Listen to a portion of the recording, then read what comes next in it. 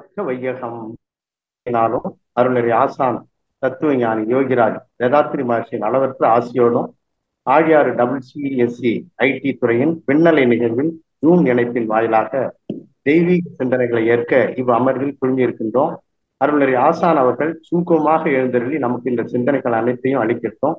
முதலாவதாக அன்னையை வணங்கி, தந்தையை வணங்கி, அருளறி ஆசானை வணங்கி, இதுகாலம் இந்த பூலகத்தில் தோன்றி இருக்கக்கூடிய அனைத்து ஆன்மீக பெரியோர்களையும் வணங்கி வாழ்த்தி, இந்த விண்ணலை நிகழ்வில் கலந்து கொண்டுள்ள அத்துணை மனவள கலைஞர்களையும் யோகியரையும் மற்றும் உள்ள அனைவரையும் வணங்கி வாழ்த்தி, இன்றெடுத்து அவர் தம் பெற்றோரை வணங்கி வாழ்த்தி நாம் நோய் நாடி நோய் முதல் நாடி எனும் பொருள் குறித்து சிந்தனை செய்வோம். வாழ்க வளமுடன், வாழ்க வளமுடன், வாழ்க வளமுடன். மெய்யன்பர்களே, குரு சாட்சாத் பரபிரம்மம் என்று சொல்வார்கள். நமக்கு இந்த தெய்வீக சிந்தனைகள் அனைத்தையுமே எப்பொழுதும் வழங்கி கொண்டிருப்பவர் நம்முடைய குருபிரான் அருட்தந்தை யோகிராஜ் தத்துவ ஞானி வேதாத்ரி மகர்ஷி அவர்கள். இந்த நோய்க்கான காரணங்களை சித்தர்கள் நோய்களை, எத்தனை நோய்கள் என்பதை எல்லாம் பல முறை சொல்லி இருக்காங்க. அப்ப அதுல நம்ம வள்ளுவ பெருந்தகையோட ஒரு குறட்பாவனுடைய 2 வார்த்தைகளை நம்ம இந்த சிந்தனையில நாம் எடுத்துக்கொண்டிருக்கின்றோம். நோய் நாடி நோய் முதல் நாடி போது இந்த குறட்பாவின் வயலாக வள்ளுவ பெருந்தகை நமக்கு சொல்லக்கூடியது நோய் நாடி நோய் முதல் நாடி அது தணிக்கும் வாய் நாடி வாய்ப்பச் செயல் என்று குறிப்பிடுகிறார். அதாவது நோயினுடைய தன்மையினையும் அதற்கான காரணத்தினையும் அதனை தீர்க்கும் வழிகளையும் கண்டறிந்து செய்பவரே சிறந்த மருத்துவர் ஆவார் என்பதை அதன் மூலமாக சொல்லுகிறார். நோயின் தன்மையை நாம் தெரிந்து கொள்ள வேண்டும், அதற்கான காரணங்களை அறிந்து கொள்ள வேண்டும், அதனை தீர்க்கும் உபாயங்களை அறிந்து அதன்படி நடந்து அந்த நோய்களை விலக்கிக் கொள்ள வேண்டும். நம்முடைய அவை பிராட்டி கூட நோய்க்கு இடம் குடையல் இருக்கின்றார். நோய்க்கு இடம் கொடுக்கிறார். எல்லா உறுப்புகளும் நன்றாக செயல்பட வேண்டும். அப்ப நோய்க்கான முக்கியமான காரணங்களாக நம்ம அருட்தந்தை அவர்கள் ஒரு 3 முக்கிய காரணங்களை சொல்றாங்க. ஒன்று, கழிவுகளின் தேக்கம். முதல் காரணம் அதுதான். மருத்துவர்களால் ஏற்றுக்கொள்ளப்பட்ட, விஞ்ஞான உலகத்தால் ஏற்றுக்கொள்ளப்பட்ட ஒரு முக்கிய காரணம் கழிவுகளின் தேக்கம். நம்ம உடல்ல இருக்கக்கூடிய எல்லா கழிவுகளும், மலம், மூத்திரம், வியர்வை, மாதவிடாய், இந்த மாதிரி எந்த கழிவா இருந்தாலும் அது சரியான முறையில வெளியேற்றப்பட வேண்டும். வெளியேற்றப்படாததற்கு காரணம் நமக்கு ஒரு 2 காரணங்கள் இருக்கு. உடற்பயிற்சியின்மை, அப்புறம் உணவில் ஒழுங்கின்மை. அது இல்லாமல் பிற காரணங்கள், பல ஆயிரக்கணக்கான காரணங்களை மருத்துவ உலகம் சொல்லுகின்றது. அதை நாம் எல்லா காரணங்களையும் நம்ம சிந்திக்க போறதில்லை. ஒரு 2 காரணங்களை மட்டும், மற்ற முக்கிய காரணங்கள்ல 2 சிந்தனைக்கு எடுத்துக்கணும். இப்ப ஒட்டு மொத்தமா நம்ம ஒரு 5 விஷயங்கள்ல எது எது நம்ம நோய்க்கான காரணங்கள், அதை எப்படி நாம தடுத்து கொள்ளலாம் என்பதை பற்றி நாம ஒரு சிந்தனை செய்ய இருக்கின்றோம். அதுல 5ல மீண்டும் ஒரு முறை திருப்பி நினைவு கொள்வோம். ஒன்று, கழிவுகளின் தேக்கம். 2வது, உடற்பயிற்சியின்மை. 3வது, உணவில் ஒழுங்கின்மை. 4வது, ஒரு பிற காரணங்கள்ல பாத்தீங்கன்னா மின்னணு சாதனங்களின் கதிர்வீச்சு. அந்த கதிர் இயக்கம் மூலமாக நம்ம உடல்ல பல தடைகள், ரத்த ஓட்டத்துல, வெப்ப ஓட்டத்துல, காற்றோட்டத்துல, உயிரோட்டத்துல, காந்த ஓட்டத்துல தடைகள் வரும். அது ஒரு 4வது காரணம், மின்னணு சாதனங்களின் கதிர்வீச்சு. 5வது, உடல் தூய்மை. இந்த 5 காரணங்களை பற்றி நாம் சிந்தனை செய்ய இருக்கின்றோம். இதுல முதல்ல நாம இந்த கழிவுகளின் தேக்கம் அப்படின்னு சொல்லும்போது பாத்தீங்கன்னா, கழிவுகளின் தேக்கம் இதுல நம்ம மருத்துவ உலகத்துல பாத்தீங்கன்னா பல்வேறு மருத்துவர்களை நாம சந்திக்கிறோம். ஜனங்க மத்தியத்துல ஒரு முக்கியமான விஷயம் என்னன்னா, MBBS படிச்சவங்க மருத்துவர் அப்படின்றத நாம போறோம். அவசரத்துக்கு கண்டிப்பா அலோபதி மருத்துவம் தான் உதவி செய்யுது. ஜுரம் ரொம்ப அதிகமா இருக்கு, அப்ப அலோபதி தான். ஆனா நம்ம வீட்டுல இருந்தபடி செய்வதற்கு ஏற்றார் போல பல்வேறு படிப்புகள் உலகத்துல மற்ற நாடுகளில் என்ன நம்ம நாட்டுல பாருங்க, BSMS இருக்கு, BAMS இருக்கு, BUMS இருக்கு, BHMS இருக்கு, BNYS. இந்த இப்ப சொன்ன இந்த 5 வைத்திய முறைகள்ல BNYS அப்படின்றது ஒரு சிறப்பான மருத்துவம். இன்னைக்கு அரசு மருத்துவமனைகள்லயும் அவங்களை அப்பாயின் பண்றாங்க. ஆனா நாம அந்த மருத்துவ முறையை நாம பெரிய மருத்துவமனைகள் எல்லா ஊர்லயுமே நீங்க பாருங்க, மருத்துவ கல்லூரி இருக்கக்கூடிய இடங்கள்லாம் கூட இதுக்கு ஒரு பிரிவு, இது எல்லாத்துக்குமே ஒரு பிரிவு. BSMSக்கு சித்த மருத்துவ பிரிவு இருக்கும், BNYSக்கு நேச்சுரோபதி அப்படின்னு போட்டு ஒரு பிரிவு இருக்கும். அதை நம்ம பயன்படுத்திக் கொள்வோம். அரசு நமக்கு வழங்கக்கூடிய வசதிகளை நம்ம பயன்படுத்திக் கொள்ள வேண்டும். சரி, இப்ப இந்த மருத்துவ முறைகள்ல ஒரு சிறப்பான மருத்துவ முறை இந்த கழிவுகள் நீக்கிறதுக்கு BNYS. இந்த BNYSல பாத்தீங்கன்னா அந்த நேச்சுரோபதி அண்ட் யோகிக் சிஸ்டம் வரும். இதுல நிறைய விஷயங்களை அவங்க சொல்றாங்க. Oil therapy, magneto therapy, wax therapy, oil massage, water therapy, heat therapy, அதே இந்த மிஷின்லாம் இருக்கு, ஆர்த்தோபெடிக் ஹீட்டர்லாம் இருக்கு. அது மாதிரி பெருங்குடல் சிகிச்சை, முக்கியமான சிகிச்சை. இப்ப தினம் 2 முறை அப்படின்றது நாம கேள்விப்பட்டிருக்கோம். அப்புறம் வாரம் 2 முறை எண்ணெய் குளியல்ன்றது கேள்விப்பட்டிருக்கோம். 6 மாதத்திற்கு ஒரு முறை பேதி என்பதையும் நாம் கேள்விப்பட்டிருக்கோம். இப்ப இதுல தினசரி 2 முறை மலம் கழிக்கிறார்களான்னா நிறைய அன்பர்கள் நீங்க கேட்டு எனக்கெல்லாம் 2 தடவை ஃப்ரீயா மோஷன். அதாவது மலம் மூத்திரம் இந்த ரெண்டோட தேக்கம் பல்வேறு நோய்களை உடல் உள்ள 2 தடவை போகணும், சுத்தமா இருக்கணும் பெருங்கு. அதாவது ஒரு வெள்ளாடு ஆடு புதுக்க போட்டா எப்படி இருக்குமோ அந்த மாதிரி வயிறு சுத்தமா இருக்கும். இன்னைக்கு இந்த பிஎன்ஒய்எஸ் மருத்துவர்கள் அணுகும் போது அவங்க என்ன சொன்னாங்க, அப்படி சொல்லக்கூடியவர்கள்ல கூட நீங்க 80% தான் இந்த கழிவுகள் நீக்கப்படுது, மீதி உள்ள 10% அங்கேயே பெருங்குடல்லே இருக்கு. அதுக்கு ஒரு தனி சிகிச்சை வச்சிருக்காங்க, பெருங்குடல் சிகிச்சை. நீங்க அதோட நீங்க உள்ள போய் அந்த மருத்துவமனையில் பார்த்தீங்கன்னா அந்த மருத்துவமனையுடைய அடக்குன வாழை இலை குளியல், மண் குளியல், நீராவி குளியல், ஆயில் மசாஜ், இந்த மாதிரி நிறைய கொடுக்கலாம். இப்ப இந்த படிப்புலாம் இங்க நமக்கு அப்பாயின்மெண்ட் பண்றதுக்கு முன்னாடி அந்த காலத்துல சித்தர்களுடைய காலத்துல ஒரு 10 எண்ணெய் இந்த ஆயில் கழிவுகளின் தேக்கத்தை நீக்கிறதா வச்சிருந்தாங்க. ஆமணக்கு எண்ணெய், தேங்காய் எண்ணெய், நல்லெண்ணெய், இழுப்ப எண்ணெய், வேப்ப எண்ணெய், கடுகு எண்ணெய், யூக்கலிப்டஸ் மரத்தோட எண்ணெய், தூய பசுமை, நீலி குருங்காய் இதெல்லாம் ஒரு 10 எண்ணெய் கிட்ட வச்சிருந்தாங்க. நம்ம உடம்புல ஹீட் பாயிண்ட்ஸ் சொல்லும் பொழுது நீங்க 2 அட்கள், 2 தொடையினுடைய இடுக்குகள், மலவாசல், கண்ணு, மூக்கோட துவாரங்கள், வாய், ஒரு 8 பகுதியில் ஹீட் நல்லா வெளியேறும். அந்த ஹீட் வெளியேறத நல்ல ஒரு சமன் பண்ணுவதற்காக அவங்க என்ன பண்ணாங்க, இந்த ஆயில் தெரப்பி. இதுல இவங்க என்ன பண்ணாங்க, நம்ம பாடி இந்த காலத்துல ஹீட்டு நம்ம உடம்புல ஏறுறது எப்படி உணரலாம்? ஒண்ணு வேண்டாம், ஒரு மொபைல் போனை நீங்க பாக்கெட்ல வச்சுக்கீங்க. பாக்கெட்ல வச்சுட்டு நீங்க ஒரு 1/4 மணி நேரம் 1/2 மணி நேரம் கழிச்சு பாருங்க, சிறுநீர் மஞ்சளா போகும். 1/2 மணி நேரம் பாக்கெட்ல இருக்கு, அது பாடியை சூடாக்கும். ஸோ அந்த மாதிரி ரேடியேஷன், அதுல கதிர் இயக்கத்துல வரக்கூடிய எல்லாமே பாத்தீங்கன்னா உங்களுக்கு அது சூட்டை உண்டாக்கும். அந்த சூட்டை தணிக்கிறதுக்காக அந்த காலத்துல நம்மளுடைய கழிவுகள் நீக்கத்துக்காகவும் சூட்டை தணிப்பதற்காகவும் வாரம் 2 முறை எண்ணெய் குளியல். இந்த எண்ணெய் குளியல் எண்ணெய் வைக்கும் போது அது ஹீட்டை சமன்படுத்தும். ஆமணுக்கு எண்ணெய் பொரியல வச்சு பாருங்க, நைட்டு படுக்கும்போது இந்த ஹீட் குறைஞ்சிடும். தேங்காய் எண்ணெய் தலைக்கு தடவுறோம். இந்த கண் பார்வை, கண்ணோட நரம்புகள் பலப்படணும் அப்படின்னா நீங்க கண்ணு கால் முட்டியில இருந்து கணுக்கால் வரைக்கும் தினந்தோறும் அதை தடவும் பொழுது என்ன ஆகும்னா அந்த கண்ணோட நரம்புகளை பலப்படுத்தும். நல்லெண்ணெய் தலைக்கு குளிச்சாங்க. அந்த காலத்துல இனிப்பு எண்ணெய் தான் யூஸ் பண்ணாங்க, சமையல். வேப்பெண்ணெய் ஏதாவது ஒரு பூச்சி கடிச்சிட்டா வேப்பெண்ணெய், கடுகு வழிச்சு விடுறதுக்கு மசாஜுக்கு பிஎன்ஒய்எஸ்ல கடுகு எண்ணெய் பயன்படுத்துறாங்க, யூக்கலிப்டஸ் ஆயில் பயன்படுத்துறாங்க, தூய பசுமை நரம்புகளை பலப்படுத்துறது பயன்படுத்துறாங்க, நீலி பெருங்காதி தைலம் முடியோட வளத்துக்காக பயன்படுத்துறாங்க. இப்படி இந்த ஆயில போட்டு பண்ணும்போது என்ன ஆகுதுன்னா இந்த நரம்புகள், நீங்க எந்த பகுதியில் உள்ள நரம்புகள் ஒவ்வொரு உறுப்பா பாருங்க. எனக்கு இதுல ஒரு உதாரணம் நான் சொல்லுவேன். என்னுடைய கண் பார்வை ஒரு 2 ஆண்டுகள் முன்னாடி 3.5 வந்தது. ஒரு இடத்துல கண் பயிற்சி சொல்லி கொடுத்துருக்கு.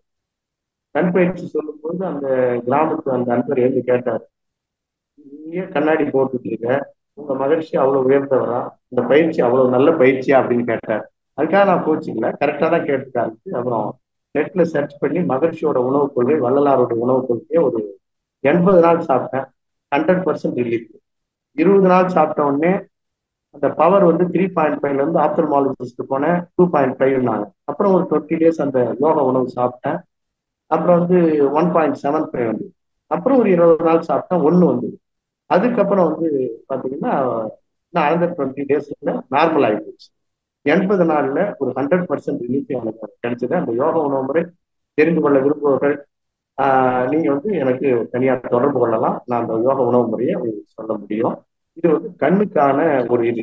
சரி, அதுல ஒரு பத்தியம் இருக்கு. அந்த பத்தியத்தை மட்டும் நான் இப்ப உங்ககிட்ட தெரிவிக்கிறேன். இதுக்கு நான் ஃபாலோ பண்ண ஒரு பத்தியம் என்ன அப்படின்னா, அந்த மொபைல் ரேடியேஷன் கதிரியக்க பாதிப்பு தான். பேண்ட் பாக்கெட்ல வச்சுக்கிறோம். இப்பெல்லாம் சுடிதார்லயே பை வச்சுக்கிறாங்க, பேண்ட் மாதிரி அதுல ஒரு பை வச்சுக்கிறாங்க, அதுல செல்ல போட்டுக்கிறாங்க. பாடியோட ஒட்டி இருக்கும்போது இந்த மொபைல் ரேடியேஷனுடைய பாதிப்புகள் அதிகமா இருக்கும். சரி, இந்த மொபைல் இல்லாம இப்ப நம்ம இருக்க முடியாது. அந்த மாதிரி ஒரு சூழ்நிலைக்கு வந்துட்டோம். நீங்க மிக்சி இல்லாம இருக்க முடியுமான்னா ஆட்டுக்கல் ஆட்டுறவங்களுடைய எண்ணிக்கை குறைஞ்சு போச்சு. மிக்சி இல்லாம இருக்க முடியாது. கிச்சனுக்கு முக்கியமான தேவை. அதே மாதிரி மொபைல்ல வந்து என்ன பண்ணா ஒவ்வொரு நீங்க இதுல வர சில பாதிப்புகள் மட்டும் சொல்றேன். பீனியல் சுரப்பி பீனியல் சுரப்பி பெருமொழியோட அடிப்பகுதியில இருக்கு. அதுல மெலட்டோனின் ஒரு திரவம் சுரப்பி. அது சரியா சுரந்தாதான் நமக்கு நைட் நிம்மதியா தூக்கம் வரும். ட்ரை ஆகி போச்சுன்னு வச்சுங்க, தூக்கம் வராது. இந்த விஞ்ஞான கண்டுபிடிப்புகள்ல அவங்க பீனியல் சுரப்பியில இருந்து வரக்கூடிய மெலட்டோனின் என்சைம் அது வந்து ட்ரை ஆகுதுன்றதை கண்டுபிடிச்சிருக்காங்க. ஒண்ணு. ரெண்டாவது வந்து லாக்ரிமல், இந்த கண்ணுல லாக்ரிமான்னு ஒரு திரவம் வரும். அந்த திரவம் வந்து அது கண்ணீர் இருக்கு. கண்ணீர் ஒண்ணு வருது, லாக்ரிமா திரவம், அந்த திரவத்துக்கு பேரு. அது ட்ரை ஆச்சுன்னா கண்ணோட உட்புறம் வீங்கும். எனக்கு தெரிஞ்ச மன்ற நண்பர் சமீபத்துல உள்பக்கம் வீக்கமாக்கி கண்ணுக்குள்ள ஊசி போட்டுட்டாரு. அப்ப கண்ணுக்குள்ள இருக்கக்கூடிய உட்புற தசைகளை வீக்கம் அடைய செய்யக்கூடியதும், அடுத்தது கண்ணில் சுரக்கக்கூடிய லாக்ரிமா திரவத்தை அதை ட்ரை செய்யக்கூடியதும், கண்ணீரை வடிகட்டி அதை ட்ரை பண்ணக்கூடியதுமான இந்த பாதிப்புகளை வந்து நம்ம மொபைல் மூலம் நமக்கு கிடைக்கின்றன. இப்ப இதை வந்து இப்போ தடுக்கிறதுக்கு நாம சில விஷயங்களை நான் அப்புறம் சொல்லுவேன். ஆனா இப்ப கண்ணோட பாதிப்புகள் இல்லாம இருக்கிறதுக்கு நம்ம தூர வச்சு பார்க்கணும். மூணாவதா வந்து உயிரணுக்கள் நம்ம பாடியில இருக்கக்கூடிய பாக்கெட்ல வைக்கும் போது என்னன்னா உயிரணுக்கள் வந்து ஃபுல்லா அழிச்சிடும். மேக்சிமம் அழிச்சிடும். கொஞ்சம் கொஞ்சமா அழிச்சுட்டே வந்து ஒரு கடைசி வரைக்கும் கொஞ்சம் அழிச்சிடும். பேண்ட் பாக்கெட்ல சுடிதார்ல வைக்கிறது பண்ணிடும். கிட்னியோட பாதிப்பு வரும். அதே மாதிரி நீங்க யூடிஐன்னு ஒரு டெஸ்ட் பண்ணுவாங்க. Urinary tract infection, urine test. நீங்களே ஒரு டெஸ்ட் பண்ணிக்கலாம் சார். யூரின் வந்து மஞ்சளா போகக்கூடாது, சொட்டு சொட்டா போகக்கூடாது, கஷ்டப்பட்டு போகக்கூடாது, ரொம்ப சூடாகவும் இருக்கக்கூடாது. ஸோ இதெல்லாம் ஏன் அப்படின்னா இந்த ரேடியேஷன்ல சூடாயிடும். அதை தூரம் வைக்கும்போது நமக்கு அந்த பாதிப்புகள் இருக்கு. அதே மாதிரி ஒயிட் பிளட் செல்ஸ் இருக்கு பாருங்க, அது குறைஞ்சிடும். ரெட் பிளட் செல்ஸ் குறைஞ்சிடும், அதையும் கொல்லக்கூடியது தான் இது. பிளேட்லெட்டு குறைக்கக்கூடியது.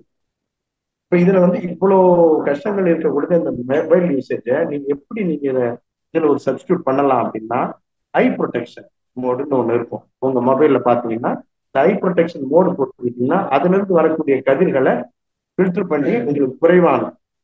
ரெண்டாவது டார்க் மோடு இருக்கும், அதுவும் வந்து ஃபில்டர் பண்ணி கீழே அனுப்பிச்சு விட்டோம். அப்புறம் நெட்டை வந்து உங்களுக்கு யூஸ் இல்லாத டைம் ஆஃப் பண்ணிடுவோம். அதே மாதிரி தூரம் பார்த்தீங்கன்னா ஒரு 12 to 18 inches தூரத்துல வைக்கும் பொழுது அந்த பாதிப்புகள் குறைவாக இருக்கும். கூடுமான வரைக்கும் இப்ப மாடர்ன் ஸ்டூடெண்ட்ஸ் கிட்ட என்ன ஒரு வழக்கம் இருக்குன்னா அவங்க வந்து ஷார்ட்ஸ் நிறைய பேர் பாக்குறாங்க. ஷார்ட்ஸ்ல விரல் அது மேலேயே தொட்டுட்டு இருக்காங்க. விரல் தொடும்போது என்ன ஆகுது அப்படின்னாங்க, கண்டினியூஸா தொடும்போது அந்த ரேடியேஷன் இந்த விரல் வழியாக நம்ம தோல் பட்டிக்கு போயிடும். நிறைய பேர் தோல் வலியில, கை வலியில, இடுப்பு வலியில இந்த மாதிரி பாதிக்கப்படுறாங்க. ஸோ அதனால அந்த மாதிரி இருக்கும்போது நம்ம என்ன பண்ணணும் அப்படின்னா அதை கூடுமான வரைக்கும் தொடாம பார்க்கக்கூடிய நிகழ்ச்சிகளை மட்டும் வச்சுக்கணும். மற்ற விஷயங்களை கொஞ்சம் தூரம் வச்சு பார்க்கணும். சரி, அடுத்தது வந்து நீங்க கவர் ஒண்ணு போட்டு, இந்த மொபைல்ல ஒரு கவர் போட்டோம்னா கண்டக்டர் நான் கண்டக்டர்னு சொல்லுவாங்க. அந்த நான் கண்டக்டர் கடத்தாத ஒரு பொருள் அந்த கண்டக்டர் மேல கீழே 2 கவர் போட்டுட்டீங்கன்னா இதுவா இருக்கும். அப்புறம் நிறைய பேருக்கு ஒரு பழக்கம் இருக்கு, மொபைல்ல வந்து கூடவே வச்சுக்கிறது, படுக்க போகும்போது தலையணை கீழே வச்சுக்கிறது. அது மோசமான பழக்கம். டாக்டர் யோக வித்யான்னு ஒரு அம்மா இருக்காங்க, பிஎஸ்எம்எஸ். அவங்க நல்ல டேலண்டான ஒரு மருத்துவர். அந்த மருத்துவர் சொல்றாங்க, நம்ம படுக்கக்கூடிய அறையில எந்த ஒரு எலக்ட்ரானிக் கூட்ஸும் இருக்கக்கூடாதுன்னு. அதை எடுத்து வெளியே ஹாலில் வச்சிருங்க, ஆஃப் பண்ணி தூர வைங்க. இரவுலையும் நம்ம தலைக்கு அடியில வைக்கும்போது என்னன்னா அந்த பாதிப்புகள் கூடவே இருக்கும். காதுல வச்சு பேசக்கூடாது. சரி, சிலர் இந்த வார்த்தையை சொன்ன உடனே என்ன கேட்கறாங்க, இந்த இயர்போன் வச்சுக்கலாமா, வேற இந்த மாதிரி வச்சுக்கலாமான்னா அது வந்து ரொம்ப டைரக்டா உங்களுக்கு செயல்படிய லவுட் ஸ்பீக்கர் போட்டு வச்சுங்க. காதோட ஹியரிங் கெப்பாசிட்டி 610 டெசிபிள் சொல்லுவாங்க. இந்த 610 டெசிபிள் அந்த டெசிபிள் அந்த பவரை கெடுத்துரும். இயர்போனு, ஹெட்போனு, ப்ளூடூத் இதெல்லாம் தேவையில்லை, இதெல்லாம் கெடுத்துரும். அப்புறம் நீங்க மொபைல்ல வந்து யூஸ்வலா ஃபாண்ட் வைப்பீங்க, ஃபாண்ட் சைஸ் பெருசா ஆக்கிங்க, லார்ஜா ஆக்கிங்க, பிக்கெஸ்டா ஆக்கிங்க, ஈஸியா படிக்கிற மாதிரி. இதெல்லாம் வந்து நம்ம கண்களை பாதுகாக்கக்கூடிய ஒரு வழியில வந்து இந்த கதிர் இயக்கத்துல நம்ம பேசலாம், பண்ணிக்கலாம். இப்போ நீங்க இந்த கழிவுகளின் தேக்கம் நீக்கிறதுக்கு ஆயில் கொஞ்சம் பயன்படுத்திக்கலாம். அதே மாதிரி ஆயில் மூலமா நம்ம கீட்டை குறைச்சிடுறோம். சரி, ஆயில் மூலமா நம்ம கீட்டை குறைச்சிட்டு ரெண்டாவது வந்து உடற்பயிற்சியின்மை அப்படின்னு சொல்லும்போது பாத்தீங்கன்னா, உடற்பயிற்சியின்மையில பொதுவா பாத்தீங்கன்னா பெரும்பாலும் நம்ம யோகா சென்டருக்கு போறவங்க கொஞ்சம் பயிற்சி பண்ணிட்டு வந்துடுறாங்க. வீட்டுல இருக்கவங்க சில டைம் சோம்பேறித்தனம், நாளைக்கு பண்ணிக்கலாம், சில சில பயிற்சிகள் மட்டும் பண்ணணும் அப்படின்னு சொல்லுது. இந்த உலகத்திலேயே ஒரு மோசமான நோய் ஸ்ட்ரெஸ் தான், மன அழுத்தம். மன அழுத்தம் என்னன்னா, ஒரு அழுகி போன கத்திரிக்காயை நீங்க நல்ல கத்திரிக்காய் ஒரு கிலோ வாங்கி அதில் போட்டீங்கன்னா ஒவ்வொரு கத்திரிக்காயா அழுக ஆரம்பிச்சிடும். ஸோ அந்த மாதிரி தான் இந்த உடற்பயிற்சியின்மை என்ன ஆகும்னா ஒவ்வொரு உறுப்பா கெடுக்கும். அதனால தசைகள் நன்கு இயங்க வேண்டும். அதே மாதிரி நீங்க எலும்பு எல்லாமே இயங்கணும். நம்ம உடம்புல வந்து ஒரு முக்கியமான 12 சிஸ்டம் இருக்கு. அதுல வந்து skeletal system, muscle system, bones, இது எல்லாமே இருக்கு. அப்ப நம்ம ஒரு குழந்தை பிறந்தா எத்தனை எலும்பு இருக்கு? நம்ம சயின்ஸ் புக்ல படிச்சிருப்போம் 260. ஆனா ஒரு குழந்தை பிறந்த உடனே அது உடம்புல 330 எலும்புகள் இருக்கு. அது வளர்ச்சி அடைஞ்ச பிறகு கூடி 206 கிட்ட வரும், பிளஸ் ஆர் மைனஸ் 7 போன்ஸ் வரும். இந்த எலும்புலயே வந்து பெரிய எலும்பு தொடை எலும்பு தான், 6 அடி மனுஷனுக்கு 20 அங்குலம் வரும். சின்ன எலும்பு காது மடல்ல இருக்கக்கூடிய எலும்பு, ஒரு 10ல் 1 பங்கு ஒரு அங்குலம் இருக்கும். அதே மாதிரி தசைகள் பாத்தீங்கன்னா நம்ம உடம்புல ஒரு அடர்த்துக்கு 639 தசைகள் இருக்கு. அந்த தசைகள்லாம் வேலை செய்யும். எலும்புகளை பத்திரமா பார்த்துக்கணும், தசைகளை பத்திரமா பார்த்துக்கணும். தசைகள்ல பாத்தீங்கன்னா நம்ம ஒரு ஸ்மைல் பண்றோம் அப்படின்னா 17 தசை வேலை செய்யும். அதே மாதிரி முகம் சுடிக்கிறீங்க அப்படின்னா 43 தசை வேலை செய்யும். கடுமையான கோபம் வருது, சண்டை போட்டுக்கிறாங்க அண்ணன் தம்பி அக்கா தங்கச்சி, 235 தசைகள் வேலை செய்யும் நம்ம உடம்புல. அதே மாதிரி அடுத்தது நர்வஸ் சிஸ்டம் போனீங்கன்னா அதுல 2 விதமான நர்வ்ஸ் இருக்கு. அதுல வந்து CNS, central nervous system, autonomous nervous system அப்படின்னு 2 இருக்குங்க. 72,000 நரம்புகள் இருக்கு. 72,000 நரம்புகளும் பத்திரமா பார்த்துக்கணும். அதாவது ஸ்ட்ரெஸ்ஸால வீணா போகிற முதல் சிஸ்டம் நரம்புகள் தான். அதாவது இருக்கக்கூடிய ஸ்ட்ரெஸ் எல்லாம் இப்படிதான். நீங்க சில விஷயங்கள்லாம் மாற்ற முடியாது. குழந்தைங்க ஒருத்தருக்கு ஒரு கவலை இருக்கும், தாய் தந்தையருக்கு, குழந்தைங்க நம்மளை பார்த்துக்கல, குழந்தைங்க நம்ம சொல்ற பேச்சு கேட்கல அப்படின்னா கல்வி முறை மாறி போச்சு. அதுக்கு காரணம் கல்வி முறை அப்படின்னு சொல்லும்போது பாத்தீங்கன்னா, உதாரணத்தை என்னோட நம்ம அருட்தந்தை வேதாத்திரி மகிழ்ச்சியிட்ட வர்றதுக்கு முன்னாடி நான் திருவானந்த வாரியார்கிட்ட டீச்சர் எடுத்தேன். அவங்க அப்பா பேர் மல்லைதாஸ் பாகவதர். ஸ்ட்ரெஸ்ல பாருங்க, அவங்க அப்பா என்ன சொன்னாருன்னா, என் பையனை பள்ளிக்கூடம் அனுப்புனா ஒழுக்கம் கெட்டு போயிடும், அதனால பள்ளிக்கூடமே அனுப்பக்கூடாது அப்படின்ட்டார். ஸ்கூல் அனுப்பாம அவரே வந்து அவருடைய கல்வியை வந்து 3 வயசுல ஆரம்பிச்சாரு. 8 வயசுல எல்லா படிப்பும் முடிஞ்சு போச்சு. அப்படி 8 வயசுல முடிச்சுட்டாருன்னா எல்லாம் தமிழ், ஆங்கிலம், சமஸ்கிருதம் எல்லாம் கத்துக்கிட்டாரு. இது எல்லாம் முடிச்சுட்டு 8 வயசுல நேரிசை வெண்பா பாட ஆரம்பிச்சிட்டாரு. 10 வயசுல 16,000 பாட்டு பாடிட்டாரு, மேடை ஏறிட்டாரு. ஸோ அப்பேற்பட்ட திறமை அவரு 3 வயசுல. நான் வந்து ஒரு 35 ஆண்டுகள் கிட்ட ஸ்கூலா இருந்தேன். கல்லூரியிலயோ பள்ளியிலயோ ஒரு தமிழ் டிபார்ட்மெண்ட் ஹெச்ஓடியை கூப்பிடுவேன். இந்த 4 வரியில ஒரு செய்யுள் எழுதி கொடுங்க, நேரிசை வெண்பான்னா, சார் ஒரு வாரம் டைம் கொடுங்க நான் எழுதி. இவர் வாரியார் வந்து மேடையிலே எப்படி பாடுவார். அப்பேற்பட்ட புலமை. அந்த அந்த அளவு அந்த கல்வியில ஒரு நாட்டம். அவர் வந்து தாயை வணங்கணும், தந்தையை வணங்கணும், மாதா பிதா குரு தெய்வம் என்பதுல அவங்க அம்மாவை வந்து சாஷ்டாங்கமா விழுந்து வணங்குவார். அப்பேற்பட்ட அந்த மாதிரி என்னாதுன்னா அந்த கல்வி முறையில சில மாற்றங்கள் வந்துச்சு. மாற்றங்கள் வந்ததால நாம வந்து எக்ஸ்ட்ரா டேலண்ட்ஸுக்கு நாம முக்கியத்துவம் கொடுக்கணும். ஒழுக்கத்துக்கு முக்கியத்துவம் கல்வியில இல்லை, பள்ளிகள்ல. மற்ற விஷயங்கள் எக்ஸ்ட்ரா கரிக்குலர் ஆக்டிவிட்டிஸ் எல்லாம் கொடுக்குறாங்க. சில பள்ளிகள்லாம் வந்து ஐஎஸ்சியில சிபிஎஸ்சியில பாத்தீங்கன்னா கிட்டத்தட்ட ஒரு 40 எக்ஸ்ட்ரா டேலண்ட்ஸ் எல்லாம் கூட கொடுக்குறாங்க. அவ்வளவு கொடுக்குறாங்க. இந்த இதுக்கு இல்லை. அதனால அதையும் என்ன பண்ணணும், காலம் மாறி இருக்கிறதால நம்ம அதை ஈஸியா எடுத்துக்கணும். இல்லைன்னா நம்ம நரம்பு இருக்கு. சரி, இந்த மாதிரி நம்ம இந்த உடற்பயிற்சி இன்மை ஒண்ணு இருக்கு, வாழ்க்கையினுடைய சூழல்கள் இருக்கு, இதையெல்லாம் பார்க்கணும். பார்த்துட்டு மூணாவது உணவில் ஒழுங்கின்மை. உணவில் ஒழுங்கின்மை அப்படின்னு பார்க்கும்போது உணவை பத்தி சுவாமி சொல்லும் போது என்ன சொன்னாங்க, முதல்ல வந்து நீங்க வந்து அந்த கடி இருக்கு, உணவு கடி, அதுல குறைந்தது 2 அடி செயலியாவது நாம சொன்னோம். கையில உணவை எடுத்துக்கிறோம், உணவை அளித்தோர் இறைவன் ஒரு நாள் எப்பகையாலும் ஏற்றமாய் வாழ்க்கை சொல்லி அந்த உணவை வந்து மென்று மெதுவாக விழுங்கணும், தாய்கல்பம் பண்ணி விழுங்கணும். உச்சந்தலையில நினைவு வச்சுக்கிட்டே சாப்பிடும். இது வந்து நம்ம மற்ற டைம்ல நம்ம குழந்தைகளுக்கு பயன்படுத்துறது என்ன அப்படின்னா, மொபைல் போன் ஆன் பண்ணி கொடுத்துடணும். என்ன பூரா அதுக்கு மொபைல் போன்ல இருக்கும். ஆனா மொபைல் போன்ல இருக்கும்போது நீங்க எது சொன்னாலும் அந்த மொபைல்ல தான் கவனம் இருக்கும். உணவின் மீது கவனம் செலுத்தி அந்த உணவு உண்ணப்பட வேண்டும். உணவில் அந்த உணவில் வந்து இப்போ வந்து நீங்க ஹைபிரிட் ஐட்டம்ஸ் நிறைய வந்துச்சு. பழங்களாக இருக்கட்டும், காய்கறிகளாக இருக்கட்டும், எல்லாவற்றையுமே நாம வந்து என்னன்னா உடலுக்கு ஏற்ற உணவு, ஒவ்வாத உணவுகளை நம்ம தவிர்க்கணும் கூடுமான வரைக்கும். இந்த சமையல் ஐட்டத்துல சில புளி, சித்த மருத்துவர்கள் சொல்லுவாங்க புளிக்கு பதிலாக நீங்க நெல்லிக்காய் பயன்படுத்துங்க. அப்புறம் அயோடைஸ்டு சால்ட் வரும், அதுக்கு பதிலாக இந்துப்பு அல்லது கல்லுப்பு பயன்படுத்துங்கன்னு சொல்லுவாங்க. மிளகாய்க்கு பதிலாக மிளகு அல்லது இஞ்சி பயன்படுத்துங்க. ரீஃபைண்ட் ஆயில் அல்லது டால்டா ஆயிலுக்கு பதிலாக நாட்டு செக்கு எண்ணெய், மர எண்ணெய் பயன்படுத்திடுவாங்க.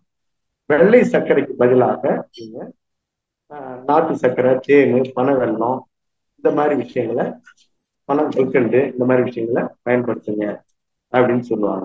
ஸோ அதனால இந்த மாதிரி ஃபுட் ஐட்டம் உணவு முறைன்னு போகும்போது என்னன்னா ஜங்க் ஃபுட்ஸை நம்ம அவாய்ட் பண்ணிக்கணும். அனைத்து இந்த மைதா வகை தின்பண்டங்களை நம்ம அவாய்ட் பண்ணிடலாம். கடலை மாவு பண்டங்கள் உழைக்கிறவங்களுக்கு மட்டும்தான், கடுமையான உழைப்பு வேர்வு வரணும் அவங்களுக்கு மட்டும். வெள்ளை சக்கரை தின்பண்டங்களை அவாய்ட் பண்ணிடலாம். கலரிங் ஏஜென்ட்ஸ் போட்டது கலர் கலரா ஸ்வீட் வருது, அரசாங்கம் வந்து அதுக்கு தடை விதிச்சிருக்காங்க. அப்பயும் நீங்க போனீங்கன்னா இனிப்பு கடைகள்ல அந்த கலரிங் பவுடர் போட்டு தான் கொடுக்குறாங்க. மிக்சர்லயே கூட பச்சை மிக்சர், ஆரஞ்சு மிக்சர், இந்த மாதிரிலாம் வருது. ஓமப்பொடி, கலர் கேசரி, சந்திரகலா, சூரியகலா, இந்த மாதிரி வருது. அதையெல்லாம் நம்ம அவாய்ட் பண்ணிடலாம். அதே மாதிரி பிளாஸ்டிக்ல எடுத்துட்டு போறது இப்போ ஃபேஷனா போயிடுச்சு. பிளாஸ்டிக்ல நீங்க சில்வர் கண்டெய்னர்ஸ் இருக்கிறதுலே உயர்ந்தது வந்து மண்பானை மண் பாத்திரங்கள்ல நீங்க பயன்படுத்துவது எந்த சைடு எஃபெக்ட் இல்லை. அதே இது பிளாஸ்டிக் டப்பாவில் அதிகமா பேக் பண்ணி எங்கேயாவது ஊருக்கு போகணும்னா கூட பிளாஸ்டிக் டப்பாவில் பேக் பண்ணிக்கிறாங்க. பிளாஸ்டிக்ல வந்து நீங்க சூடா ஊத்துனீங்கன்னா அதுல 2 நஞ்சு இருக்கு. ஒண்ணு பிளாஸ்டிக் சைஸர், இன்னொன்னு டாய்லெட். இது 2 நஞ்சு. அது வந்து கெடுதல், அது கேன்சர் காசிங் ஏஜென்ட்ஸ். அதனால அதை அவாய்ட் பண்ணிடலாம். அப்புறம் நிறைய பேர் மத்தியில ஒரு எண்ணம் இருக்கு, இருக்கிறதுலே வந்து தாமிர பாத்திரத்துல தண்ணீர் வச்சு குடிச்சா ரொம்ப நல்லது அப்படின்னு நினைக்கிறாங்க. ஆனா அந்த தாமிர பாத்திரத்தை ரொம்ப சேஃபா ஹேண்டில் பண்ணணும். தாமிர பாத்திரத்துல நீங்க இளநீர் ஊத்துனா இறந்துருவாங்க அந்த இளநீரை குடிச்சா. அதே மாதிரி அந்த தாமிர பாத்திரம் சூடாகக்கூடாது. ஒரு பைக்ல வச்சுட்டு போறீங்க, பின்னாடி கார்ல வச்சுட்டு போறீங்க, சூடாச்சுன்னா சுடு தண்ணி ஊத்தினாலும் அது கொஞ்சம் பாய்சன் ஆயிடும். அதனால நீங்க தாமிர பாத்திரம் சேஃப்டியா கிச்சன்ல உங்களுக்கு நிழல் இருக்கக்கூடிய இடத்துல வச்சு பயன்படுத்த முடிஞ்சா பயன்படுத்தலாம். இல்லைன்னா வந்து அதை அவாய்ட் பண்ணிடலாம். தாமிர பாத்திரங்கள்ல தாமிர பாத்திரங்கள் எனக்கே ஒரு அனுபவம் உண்டு. நான் ஒரு இடம் போயிட்டு வந்தேன், வர்றதுக்குள்ள வீட்டுல ஒரு தாமிர வாட்டர் கேன் ஒன்று இருந்தது. 550 வாங்கி வந்தது, 10 வருஷம் இருக்கும். அந்த கேன்ல வந்து இளநீ வாங்கி வச்சுட்டாங்க. வந்த உடனே கொஞ்சம் தான் சாப்பிட்டேன். கொஞ்சம் சாப்பிட்ட உடனே இந்த கழுத்து நரம்பு ஃபுல்லா இழுத்துக்கிட்டே போச்சு. தாமரம் நல்லது நல்லதுன்னு தண்ணி வச்சு குடிச்சாங்க. ஒரு நாள் அந்த குடிச்ச உடனே என்னுடைய நண்பருக்கு, ஒரு டாக்டர் ஆனந்தன், அவருக்கு போன் பண்ணேன். உடனே நீங்க ஜிஹெச் போங்கன்னாங்க. மாலை 5 மணிக்கு போன ஜிஹெச்ல 8 மணி வரைக்கும் நிறைய ஊசி போடுறாங்க, நிறைய மருந்து கொடுக்குறாங்க, எதுவுமே சரியாகல. கடைசியா 8 மணிக்கு எனக்கு நினைவு வந்தது, பையில வந்து 10 மிளகு இருந்தா பகைவர் வீட்டுல சாப்பிடலாம்னு சொல்லுவாங்க. அந்த மிளகை வந்து எடுத்து ஒரு சாப்பிட்டேன். 8 மணி வரைக்கும் எந்த சேஞ்சும் தெரியல. மிளகு வந்து ஒரு 8-10 மிளகு எடுத்து நல்லா மென்னு சாப்பிட்டா 40 செகண்ட்ல சரியா போச்சு. அதனால வந்து அந்த இந்த பாத்திரங்கள் இதை நல்லா நம்ம சமைக்கிறதுக்குள்ள நீங்க மண்பானையில யூஸ் பண்றது நல்லது. மண்பானையில முடியாதவங்க சில்வர் பாத்திரங்களை பயன்படுத்தும், தப்பு நல்லா பண்ணிக்கலாம். உணவுல வந்து ஜங்க் ஃபுட்ஸ் எல்லாம் குழந்தைங்களுக்கு விரும்புறாங்கன்றதுக்காக நம்ம அவங்க குழந்தைங்களுக்கு ஒன்றும் தெரியாது, நாம தான் சொல்லணும். இன்னைக்கு வந்து ஒரு பிரதான உணவா இருக்கக்கூடிய பரோட்டா, பரோட்டா கெடுதல்னு தெரியும், இருந்தாலும் கூட அதை நம்ம சாப்பிட்றோம். அதை வந்து குழந்தைங்களுக்கு குறைச்சி அதுக்கு பதிலாக ஒரு சப்பாத்தியோ அல்லது நல்ல நீராவில இந்த பண்டங்களையோ, குருமா விரும்புறாங்கன்னா குருமா வச்சிருங்க, மாற்றி மாற்றி. ஏன்னா இங்க கோதுமையில அவ்வளவு கெடுதல்கள் இல்லை. அந்த குளூட்டன் ஒரு புரதம் இருக்கு. அந்த புரதம் வந்து கடுமையா உழைக்கிறவங்களுக்கு மட்டும்தான் அந்த கோதுமை நல்லது. கடுமையா உழைப்பு இல்லை, நான் சாப்பிட்டு சாப்பிட்டு உட்காந்துக்கிறேன்னா அது நோயை கொண்டு வரும். அதனால அதே மாதிரி பரோட்டாவை என்ன செய்யறாங்கன்னா மைதாவில் செய்யறாங்க. இந்த ஒரிஜினல் கோதுமை மாவு பார்த்தீங்கன்னா மஞ்சள் நிறத்துல இருக்கும். பரோட்டாவுக்காக பயன்படுத்தக்கூடிய மைதாவா மாற்றுவதற்கு கோதுமை மாவை என்ன பண்றாங்க, முதல்ல பென்சாயில் பெராக்சைடு அப்படின்னு ஒரு கெமிக்கல் அதில் போட்டு ரசாயனத்தால ரெண்டே ஆக்குறாங்க. அந்த பென்சாயில் பெராக்சைடுன்றது ஒண்ணு இல்லை, தலைக்கு அடிக்கக்கூடிய டை தான், டைல உள்ள ரசாயனம் தான் அந்த பென்சாயில் பெராக்சைடு. அதை முதல்ல கலந்துடுறாங்க. அதை குழந்தைங்களுக்கு கொடுக்கலாமான்றது நீங்க சிந்தனை செஞ்சு பாருங்க. ரெண்டாவது அலோக்சன் அப்படின்னு ஒரு ரசாயனம். அது எதுக்குன்னா சோதனை கூடத்துல எலிக்கு சுகர், சர்க்கரை நோய் வரவழைச்சு அதை டெஸ்ட் பண்றதுக்காக அலோக்சன் பயன்படுத்துறாங்க. அந்த அலோக்சனை இந்த மைதாவா மாற்றுவதற்கு ரெண்டாவது போடக்கூடிய ரசாயனம் அது. மூன்றாவது ஆர்டிபிஷியல் கலர்ஸ், எல்லா கலரிங் ஏஜென்ட்ஸ், ஆர்டிபிஷியல் கலர்ஸ் எல்லாமே என்ன பண்ணணும்னா கேன்சர் வரக்கூடிய கேன்சர் காசிங் ஏஜென்ட்ஸ் விஞ்ஞானிகள் கண்டுபிடிச்சிருக்காங்க. ஆர்டிபிஷியல் கலர்ஸ் ஒயிட் போடுறாங்க, மினரல் ஆயில் கொஞ்சம் போடுறாங்க, டேஸ்ட் மேக்கர்ஸ் போடுறாங்க, அதுக்கு பெர்சர்வேட்டிவ்ஸ் நிறைய போடுறாங்க, சாக்ரீன் போடுறாங்க, அஜினோமேட்டா போடுறாங்க. இவ்வளவு போடக்கூடியதுதான் போட்ட பிறகுதான் அது மைதாவாக மாறி வருது. அதை எவ்வளவுக்கு எவ்வளவு நாம குறைக்கிறோமோ இதை இந்த ஜங்க் ஃபுட்ல குறைச்சிட்டு நாம கோதுமைக்கு மாறலாம், அல்லது நீராவியில் வெந்த பண்டங்களுக்கு மாறும்போது கஷ்டம் வராம இருக்கு. இது ஒரு ஐட்டம் ஜங்க் ஃபுட்டுங்க. அடுத்தது பாத்தீங்கன்னா நம்ம இந்த வெள்ளை சர்க்கரையோட பயன்பாடை கொஞ்சம் குறைச்சிக்கணும். வெள்ளை சர்க்கரையோட பயன்பாடு அப்படின்னும் போது அந்த கரும்பு ஆலைக்கு ஒரு முறை நான் வகுப்பு எடுக்க போயிருந்தேன். ஒரு 550 பேர்கிட்ட அட்டன் பண்ணாங்க, எம்டியும் வச்சுருந்தாங்க. கிளாஸை முடிச்சுட்டு நான் ஒருத்தர் சந்தேகம் கேட்டேன், இவ்வளவு மூட்டை அடிக்க வச்சிருக்கீங்களா இந்த ப்ளீச்சிங் பவுடர் எதுக்குப்பா அப்படின்னு கேட்டேன். அது கொட்டுறதுக்கு தான் நாங்கள் வச்சிருக்கோம். வாஷிங் சோடா பக்கத்துல ஒரு 100 மூட்டைக்கு மேல அது எதுக்கு வச்சிருக்கீங்கன்னு கேட்டா அதுவும் கொட்டுறதுக்கு தான் வச்சிருக்கோம். இந்த கரும்பு சாறு வரும்போது கொட்டிடும் அப்படின்னா அப்புறம் என்ன நான் கலப்பீங்கன்னு கேட்டேன். அதுல ஃபர்ஸ்ட் ப்ளீச்சிங் பவுடர், குளோரிஃபைடு ஆகிறதுக்காக பாக்டீரியா கண்ட்ரோல்ல ப்ளீச்சிங் பவுடர் கலக்குறாங்க. அப்புறம் 1 லிட்டர் கரும்பு சாருக்கு 200 ml பாஸ்போரிக் அமிலம் கலக்குறாங்க. ரெண்டாவதா. மூணாவது சுண்ணாம்பு. சுண்ணாம்பு 0.2% சுண்ணாம்பு கலக்குறாங்க. அப்புறம் 102 டிகிரி சென்டிகிரேடு அந்த கொதிகலன்ல அந்த கரும்பு சாறு கொதிக்கும் போது விட்டமின் எல்லாம் இறந்துருது, சுண்ணாம்பு சத்து. அப்ப அந்த சுண்ணாம்பு கலக்குறாங்க. அடுத்தது பாலி எலக்ட்ரோலைட் அப்படின்னு ஒரு கெமிக்கல் போடுறாங்க. காஸ்டிக் சோடா, வாஷிங் சோடா இதெல்லாம் போடுறாங்க. சல்பர் டை ஆக்சைடு போடுறாங்க, சோடியம் ஹைட்ரோசல்பேட்.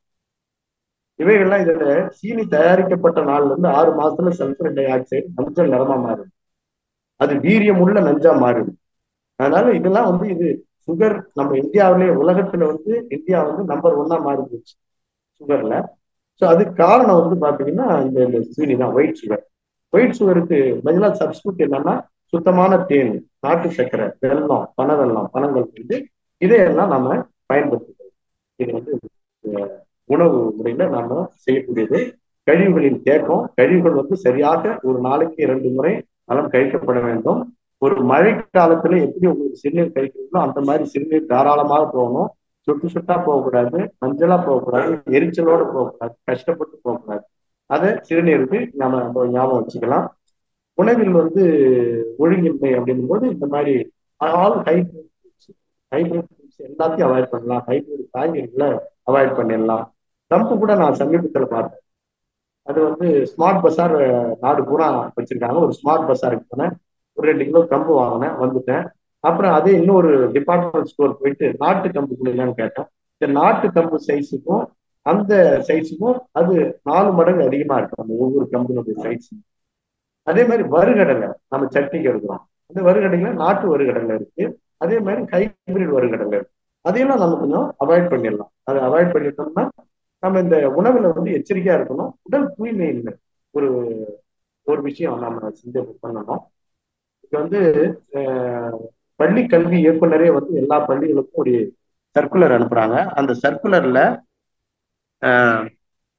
அந்த சவுத்துல வாழ்க்கை வளர்ந்த பள்ளி கல்வி இயக்குனர் சொல்றது கைகளை கழுவக்கூடிய பழக்கத்தை பிள்ளைகளுக்கு உருவாக்கணும் அப்படின்றாங்க. ஒரு மலஜலம் கழிச்ச பிறகு குழந்தைங்களுக்கு நன்றாக அதை கழுவுறதுக்கு கற்றுக் கொடுக்கணும். நீங்க ஒரு மலம் கழிச்சுட்டு வராங்க குழந்தைங்க, அவங்களுக்கு சோப் போட்டு கை கழுவ சொல்லி கொடுக்கணும். அதெல்லாம் கூச்சப்படக்கூடாது. அது நம்ம இந்து தர்மசாஸ்திரத்துல கூட என்ன சொல்றாங்கன்னா, சிறுநீர் கழிச்சதும் 6 தடவை கொப்பளிங்க, வாய் கொப்பளிங்க. மலம் கழிச்சா ஒரு 12 தடவை கொப்பளிங்க அப்படின்றாங்க. நாம ஒரு 2-3 தடவையாவது கொப்பளிச்சுட்டு கைகளை சோப்பு போட்டு கழுவிட்டு முகத்தை நல்லா அலசிட்டு நம்ம வந்து வரக்கூடிய பழக்கத்தை குழந்தைங்களுக்கு நம்ம கொடுக்கலாம். இந்த உடல் தூய்மையின்மையில மின்னணு சாதனங்கள் நீங்க பயன்படுத்தும் போது லேப்டாப்பை மடியில வைக்கிறது, செல்லை எந்த நேரமும் கையிலேயே விரலோட வச்சிருக்கிறது, இதையெல்லாம் நம்ம வந்து அவாய்ட் பண்ணலாம். இதெல்லாம் அவாய்ட் பண்ணோம்னா நாம வந்து கொஞ்சம் இந்த விஷயங்கள்ல அலர்ட்டா இருக்க முடியும். அது ஏற்ற மாதிரி நீங்க சாப்பிடக்கூடிய காய்கறிகள் குழந்தைங்களுக்கு கொடுக்குறோம். காய்கறிகள் வந்து அதிகம் கொடுக்கணும். அதே மாதிரி நீங்க மற்ற இது வறுத்தது பொரிச்சது இதெல்லாம் கொஞ்சம் அவாய்ட் பண்ணிடுறது கொஞ்சம் நல்லது. குழந்தைங்களுக்கு கொடுக்கும் பொழுது நோய் தடுக்கிறதுக்கு பிஞ்சு காய்களா கொடுங்க. சில காய்கள் சஜஸ்ட் பண்றேன். பிஞ்சு முருங்கைக்காய், பிஞ்சு அவரைக்காய், கேரட்டு, வெண்டைக்காய், பிஞ்சு கத்திரிக்காய், வெண்பூசணி, நாட்டு சுண்டைக்காய், நாட்டு வாழைப்பூ, நாட்டு வாழைத்தண்டு. ஏன்னா வாழைப்பூன்னு ஏன் சொல்றேன்னா நாட்டு வாழைப்பூன்னு வாழைப்பூவோட சைஸை பாருங்க, உழவர் சந்தையிலும் மார்க்கெட்லயும் ரொம்ப பெருசா இருக்கும். ஹைபிரிட் கெமிக்கல்ஸ் அதெல்லாம் கொஞ்சம். அப்புறம் கீரை வகைகள்ல பொருந்து முருங்கைக்கீரை, நாட்டு கொத்தமல்லி கீரை, நாட்டு பொன்னாங்கண்ணி, சிவப்பு பொன்னாங்கண்ணி, தூதுவளை, புளிச்சக்கீரை, பசலைக்கீரை, நாட்டு புதினா, நாட்டு கருவேப்பிலை, வேப்பம்பூ, நாட்டு தக்காளி, வெங்காயத்தை கூட சின்ன வெங்காயத்தை கூடுமான வரைக்கும் பயன்படுத்தும். நல்ல உடற்பயிற்சி இருக்கா நீங்க எல்லாம் வாழைக்காய், உருளைக்கிழங்கு இதெல்லாம் சாப்பிடக்கூடியவங்க என்னன்னா கடுமையான உழைப்பு இருக்கணும், நிறைய வேர்வை வரும். அவங்க தான் அதை வந்து பயன்படுத்த முடியும். அது அதனால உணவு முறையில நாம கொஞ்சம் நல்ல சத்தான காய்கறிகள், ஆகாரங்கள் இதையெல்லாம் நம்ம பயன்படுத்தணும். அடுத்தது வந்து நீங்க அரிசியில பாத்தீங்கன்னா அரிசியில பெரும்பாலும் நிறைய பேர் சொல்றது என்னன்னா வெள்ளை பொன்னியா இருக்கணும், பழசா இருக்கணும், புழுங்கலா இருக்கணும், மல்லிகைப்பூ மாதிரி இருக்கணும் சாதம் அதை பயன்படுத்துறோம். அதாவது அந்த தோல் நீக்கப்பட்ட அரிசியில வந்து அந்த சத்துக்கள் நீக்கப்பட்டது. அந்த தோல்ல வந்து ஆல்புமின், ஓலியம், எண்ணற்ற சத்துக்கள் இருக்கு. அதனால இப்ப அந்த சத்துக்கள் நீக்கப்படாம இருக்கிறதுல சிறுதானியங்கள் நீங்க சேர்த்தீங்கன்னா சிறுதானியங்கள்ல குதிரைவாலி ரொம்ப நல்லது, பெட்டர். பால் வாங்கினீங்கன்னா அதே மாதிரி பால்ல வந்து பாலோட பயன்பாடு, பால் வந்து ரொம்ப பாலோட விஷயத்துல பாத்தீங்கன்னா பசும்பால்ன்றது கிடைக்காம ஒன்னாவே ஆயிடுச்சு பசும்பால். அது ஏன்னா அந்த ஜெர்சி பசு வந்த உடனே என்ன ஆயிடுச்சுன்னா ஜெர்சி பசு வந்து அது 80 லிட்டர் 100 லிட்டர் வரைக்கும் கறக்கக்கூடிய மாடாயிடுச்சு. பெங்களூர்ல ஒரு முறை தங்கியிருந்தேன். வெளியே அவங்க மிஷின் வச்சு கறந்துட்டு இருந்தாங்க. காலையில போய் கேட்டேன், எவ்வளவுமா கறக்குது? 80 லிட்டர் காலையில, மாலையில 80 லிட்டர் கறக்குது அப்படின்னு சொன்னாங்க. அந்த மாதிரி அவ்வளவு பால் கறக்குதுன்னா அதுக்கு டெய்லி ஊசி போடுறாங்க. அதனால பால் சாப்பிடுற விஷயத்துல வள்ளல் பெருமான் என்ன சொல்றாங்கன்னா தேங்காய் பால் உடலுக்கு நல்லது அப்படின்றாங்க. தேங்காய் கொலஸ்ட்ரால் நிறைய பேர் வந்து அவாய்ட் பண்ணிடுறோம். தேங்காயில இருக்கிறது நல்ல கொலஸ்ட்ரால் மட்டும்தான். தேங்காயா சாப்பிட வேண்டியதில்லை. தேங்காய் பாலை பிரிச்சு அதை சட்னியோடையோ அல்லது சாம்பார்லயோ அல்லது பாலுக்கு நீங்க இனிப்பு கூட்டியோ அதை பருகிடலாம், தப்பு இல்லை. ஆனா பாக்கெட் பால் வேண்டாம். பாக்கெட் பால் ஒரு முறை வந்து ஒரு கட்டுரை டெல்லிக்கு அனுப்பிச்சிருந்தேன். அதுல வந்து நீங்க வந்து கிழங்கு மாவு சேர்க்கிறாங்க, ஷாம்பு நுர வர்றதுக்கு போடுறாங்க, யூரியா, டிடிடி, பூச்சி மருந்துகள்லாம் இருக்கு. அதனால பாக்கெட் பால் அவாய்ட் பண்ணி கூடுமான வரைக்கும் நீங்க வந்து பசும்பால், சுத்தமான பசும்பால், நாட்டு மாட்டு பால் கிடைச்சதுன்னா நம்ம வந்து அதை நாட்டு மாட்டு பால் எடுத்துக்கலாம், ஒன்றும் தப்பு இல்லை, வாழ்க்கை. குளிர்பானங்களை குழந்தைகளுக்கு கொடுக்க வேண்டாம். அதுல லிண்டேன், டிடிடி, மாலத்தியான், குளோபைரிபாஸ், பாதரசம் இந்த மாதிரி நிறைய விஷயங்கள் அது சேர்க்கிறாங்க. தடை பண்ணிய பிறகு கூட குழந்தைகளுக்கு அதுல நாட்டம் இருக்கு, அதை நம்ம குறைச்சிக்கலாம். அதே மாதிரி நிறைய வீடுகள்ல நீங்க வந்து நான்ஸ்டிக் பாத்திரம் பயன்படுத்துறோம். இந்த நான்ஸ்டிக் பாத்திரம் அப்படின்னும் பொழுது நான்ஸ்டிக் பாத்திரத்துல டெப்லான் ஒரு மலாம் பூசுறாங்க. டெப்லான் மலாம், அந்த டெப்லான் மலாம் பூசுறதுனால அது வந்து என்ன, அதுல தடவுக்கூடிய மருந்தோட பேர் வந்து பாத்தீங்கன்னா அம்மோனியம் பெர்ஃபுளோரோ ஆக்டனோட்னு ஒண்ணு பூசுறாங்க, C8ன்னு சொல்லுவாங்க. அது கேன்சர் காசிங் ஏஜென்ட். அதனால அந்த நான்ஸ்டிக் பாத்திரத்தை விட்டு சாதாரணமான தோசைகள்ல பயன்படுத்தலாம். அதே மாதிரி ஆப்பிள், திராட்சை இதெல்லாம் வாங்கி கொடுக்கும்போது ஆப்பிள்லாம் கூட இப்போ வந்து ஒரு 8 மாசம் கெடாம இருக்கிறதுக்காக அதுல தியோப்ரண்டசால்னு ஒரு மெடிசன் மேல தடவி ஸ்டிக்கர் விட்டுருக்காங்க. நல்ல பழமா கிடைச்சா வாங்கி சாப்பிடலாம். சைஸ் பெருசா இருந்தா கொஞ்சம் வாங்குறது கொஞ்சம் யோசனை பண்ணி வாங்க. திராட்சைக்கு கூட என்ன பண்றாங்க, பென்சின் ஹெக்ஸா குளோரைட்னு, எண்டோசல்ஃபான் இதெல்லாம் வந்து அவங்க வந்து பொட்டாசியம் பர்மங்கனேட், இதெல்லாம் வந்து மேல தெளிக்கிறாங்க, தெளிச்சு ஊற வச்சிடறாங்க. ஒரு 6 மணி நேரம் ஊற வச்சுட்டு அப்புறம் பண்ணா அது ஒரு மாத கணக்குல கூட அது கெடாம இருக்கு. அதனால மாம்பழத்துல கால்சியம் கார்பைடு இந்த மாதிரி உள்ள விஷயங்கள் எல்லாம் நாம தவிர்த்து உணவில் தூய்மையை கொண்டு வந்துட்டோம்னா நம்ம வந்து என்ன ஆயிடுச்சுன்னா நம்ம குழந்தைகளையும் நல்லா பாதுகாத்துக் கொள்ளலாம். உடற்பயிற்சி உடற்பயிற்சிக்கு நம்ம முக்கியத்துவம் கொடுக்கணும். அதே மாதிரி உணவில் தூய்மைக்கு நம்ம முக்கியத்துவம் கொடுக்கணும். உணவுல வந்து டீ சாப்பிடுறாங்க, டீ காஃபிக்கு பதிலாக நீங்களே தயாரிங்க. அதான் முருங்கை சூப் போடுங்க, கேரட்ல சூப் போடுங்க, கேரட்ல ஜூஸ் போடுங்க, ஜீரக தண்ணீர் அது வந்து சீர்கூட்டலகம் ஜீரகம் அந்த மாதிரி நேச்சுரல் நீங்க ஓம தண்ணி ஜீரக தண்ணி இதெல்லாம் இந்த மாதிரி இயற்கை முறை லிக்விட்ஸ் எல்லாம் நம்ம எடுத்துக்கும் போது என்ன ஆகுதுன்னா ரத்த ஓட்டம் துரிதமா இருக்கும், வெப்ப ஓட்டம் நன்றாக இருக்கும், காற்றோட்டம் நன்றாக இருக்கும், உடல் செல்களை நன்றாக இயக்கும். ஸோ இது மாதிரி நம்ம உணவுல கொஞ்சம் நம்ம பழக்க வழக்கத்துல கொண்டு வரலாம்.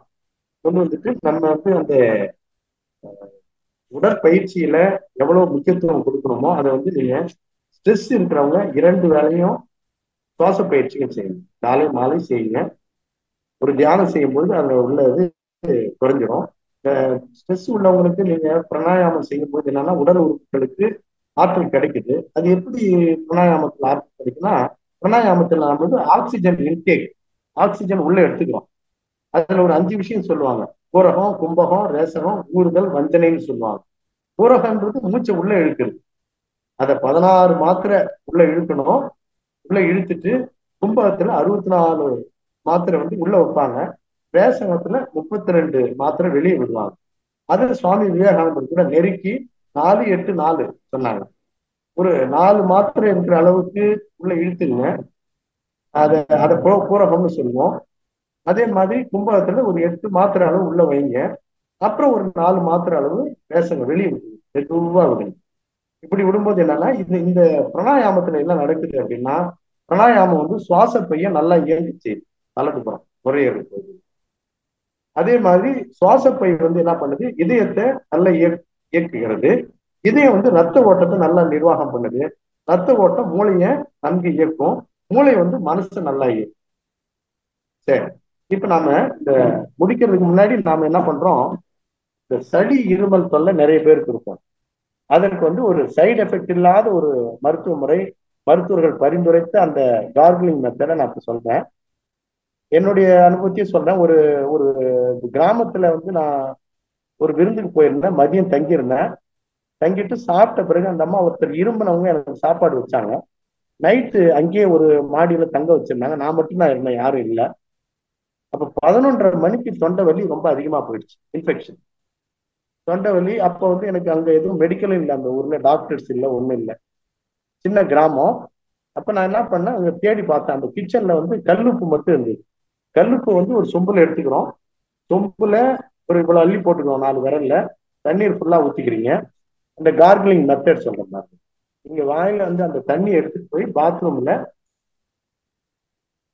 மேல பார்த்து நம்ம குப்பிக்கிறோம். மேல பார்த்து போடும்போது இந்த தொண்டையில அந்த உப்பு நீர் வந்து படும்பொழுது என்னன்னா தொண்டையில இருக்கக்கூடிய கிருமிகள் இறந்து.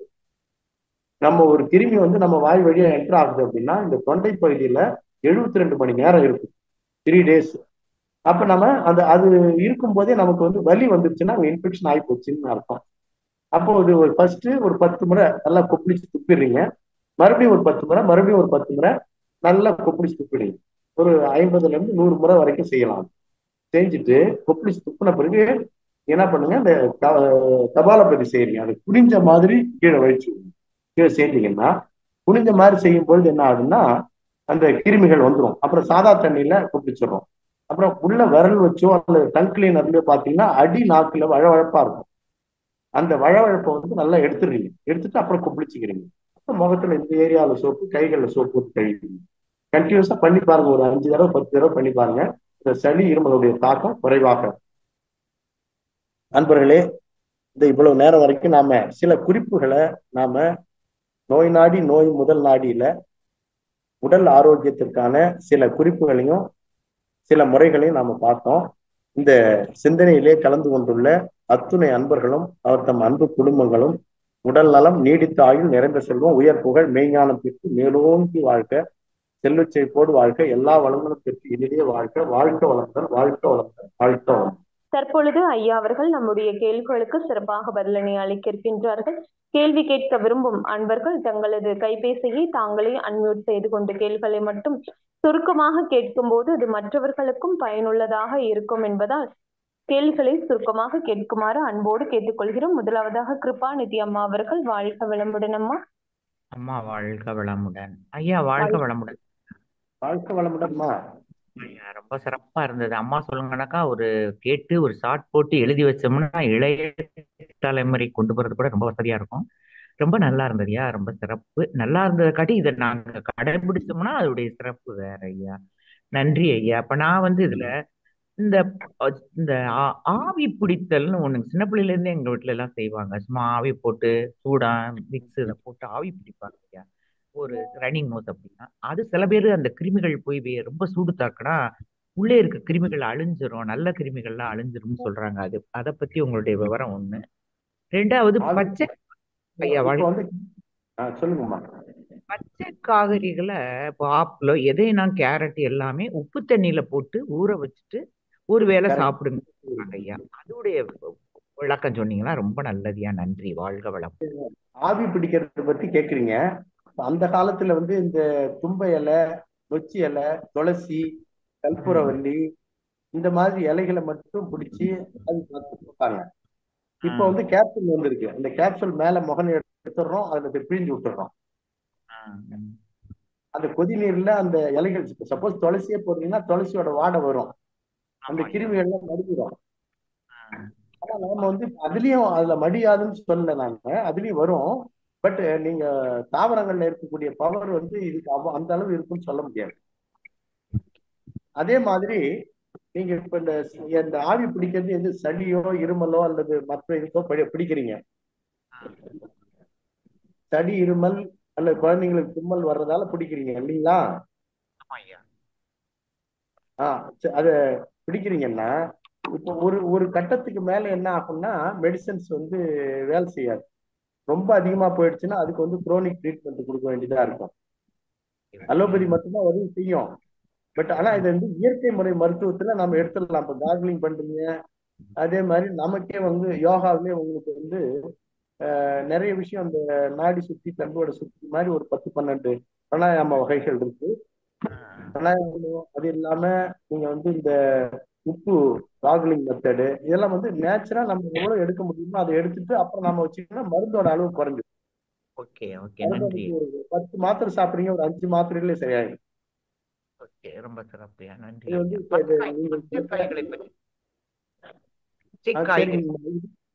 இன்னொன்னு என்ன கேட்டீங்க?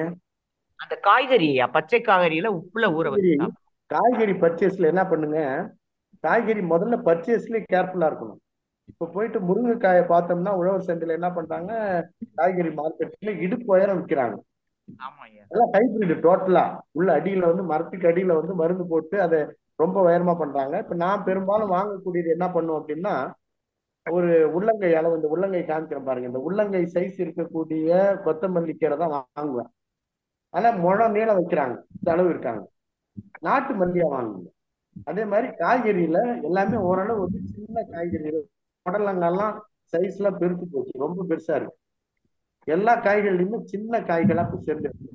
கல்லூரியில படிக்கிற காலத்துல நீங்க வந்து அந்த தேன் வாழை வாங்குவோம், ஒரு விரல் சைஸ் தான் இருக்கும், ரொம்ப டேஸ்டா இருக்கும். இப்ப பாத்தீங்கன்னா வாழைக்காய் மாதிரியே இருக்கு. செவ்வாழை ரொம்ப நல்லதுன்னு பிரச்சாரம் பண்றாங்க. அதே மாதிரி தேன் வாழை நல்லது, கற்பூரவல்லி நல்லதுன்னு பிரச்சாரம் பண்றாங்க. பழங்களை வாங்கி பாருங்க, வாழைக்காய் மாதிரியே இருக்கு. சின்னதா சிறிய பழங்களா உழவர் சந்தையில வாங்குங்க பார்த்து. ஒரு சீப்பு 10 ரூபாய்க்கு கொடுக்குறாங்க. இது ஒவ்வொன்றுமே 5 ரூபா 10 ரூபா அந்த மாதிரி. 100 ரூபாய்க்கு வாங்குற பழம் 10 ரூபாய்க்கு வாங்கிட்டு போறாங்க கிராமத்து ஜனங்க. அதனால வந்து ஒவ்வொரு காயும் நீங்க பார்த்து வாங்குங்க.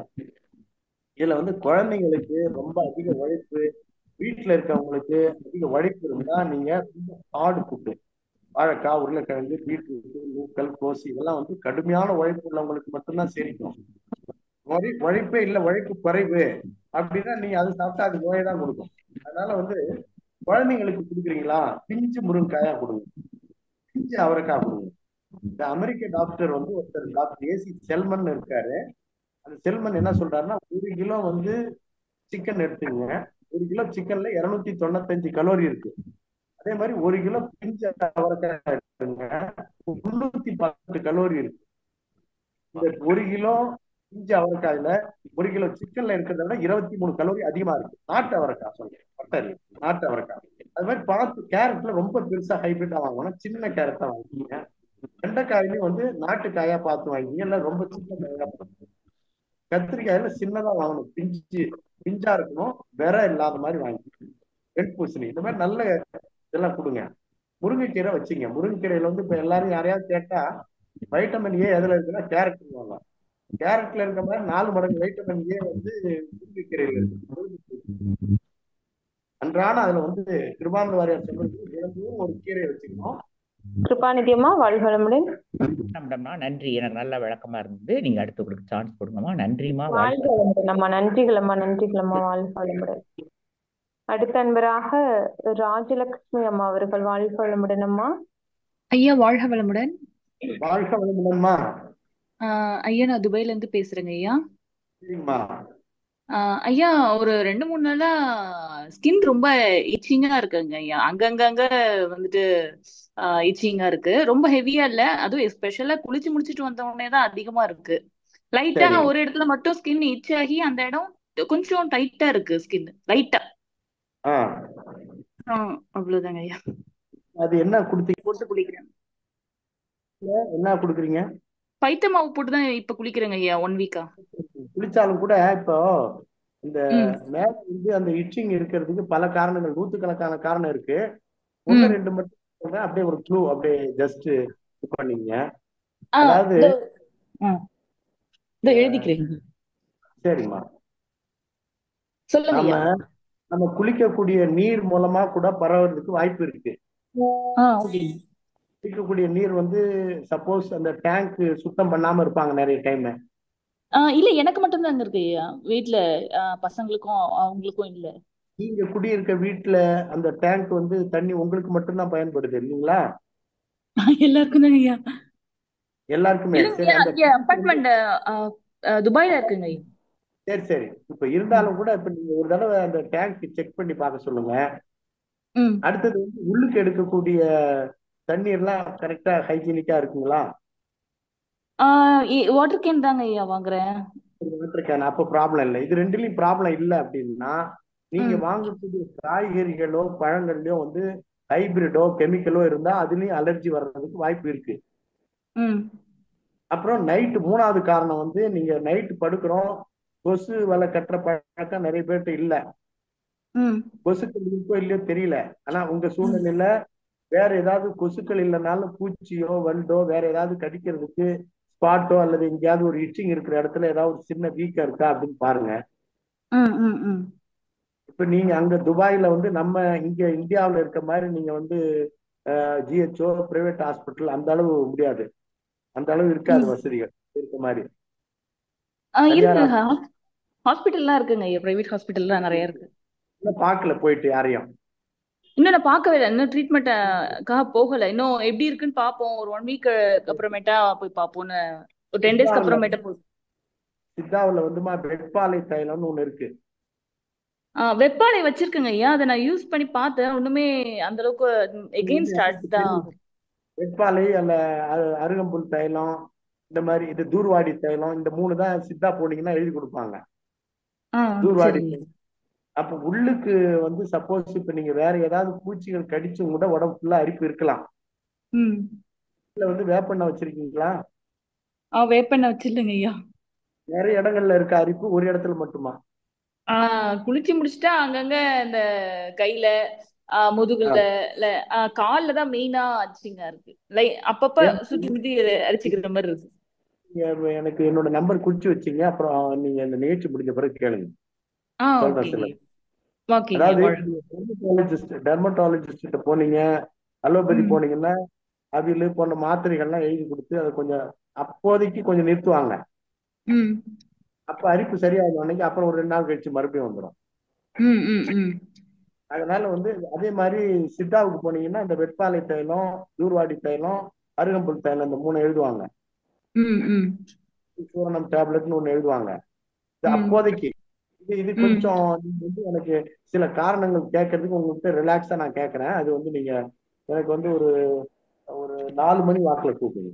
வாழ்க்கை ஆ சரிங்க ஐயா. வாழ்க வளமுடன். நன்றிங்க ஐயா. வாழ்க வளமுடன்மா. வாழ்க வளமுடன் அம்மா. மிக்க நன்றிகள் அம்மா. வாழ்க வளமுடன். அடுத்த அன்பராக வளர்மதி அம்மா அவர்கள். வாழ்க வளமுடன் அம்மா.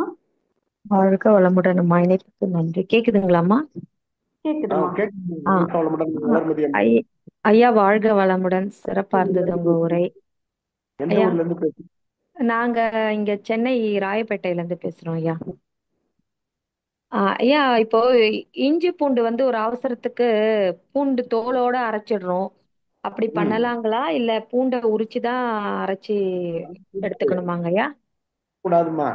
அதாவது ஆ இஞ்சி கடுக்காயில கொட்டை விஷம், ஆ இஞ்சியில மேல் தோல் விஷம். ஆ அதே இஞ்சிக்கு கடுக்காய் இல்ல கேக்கல.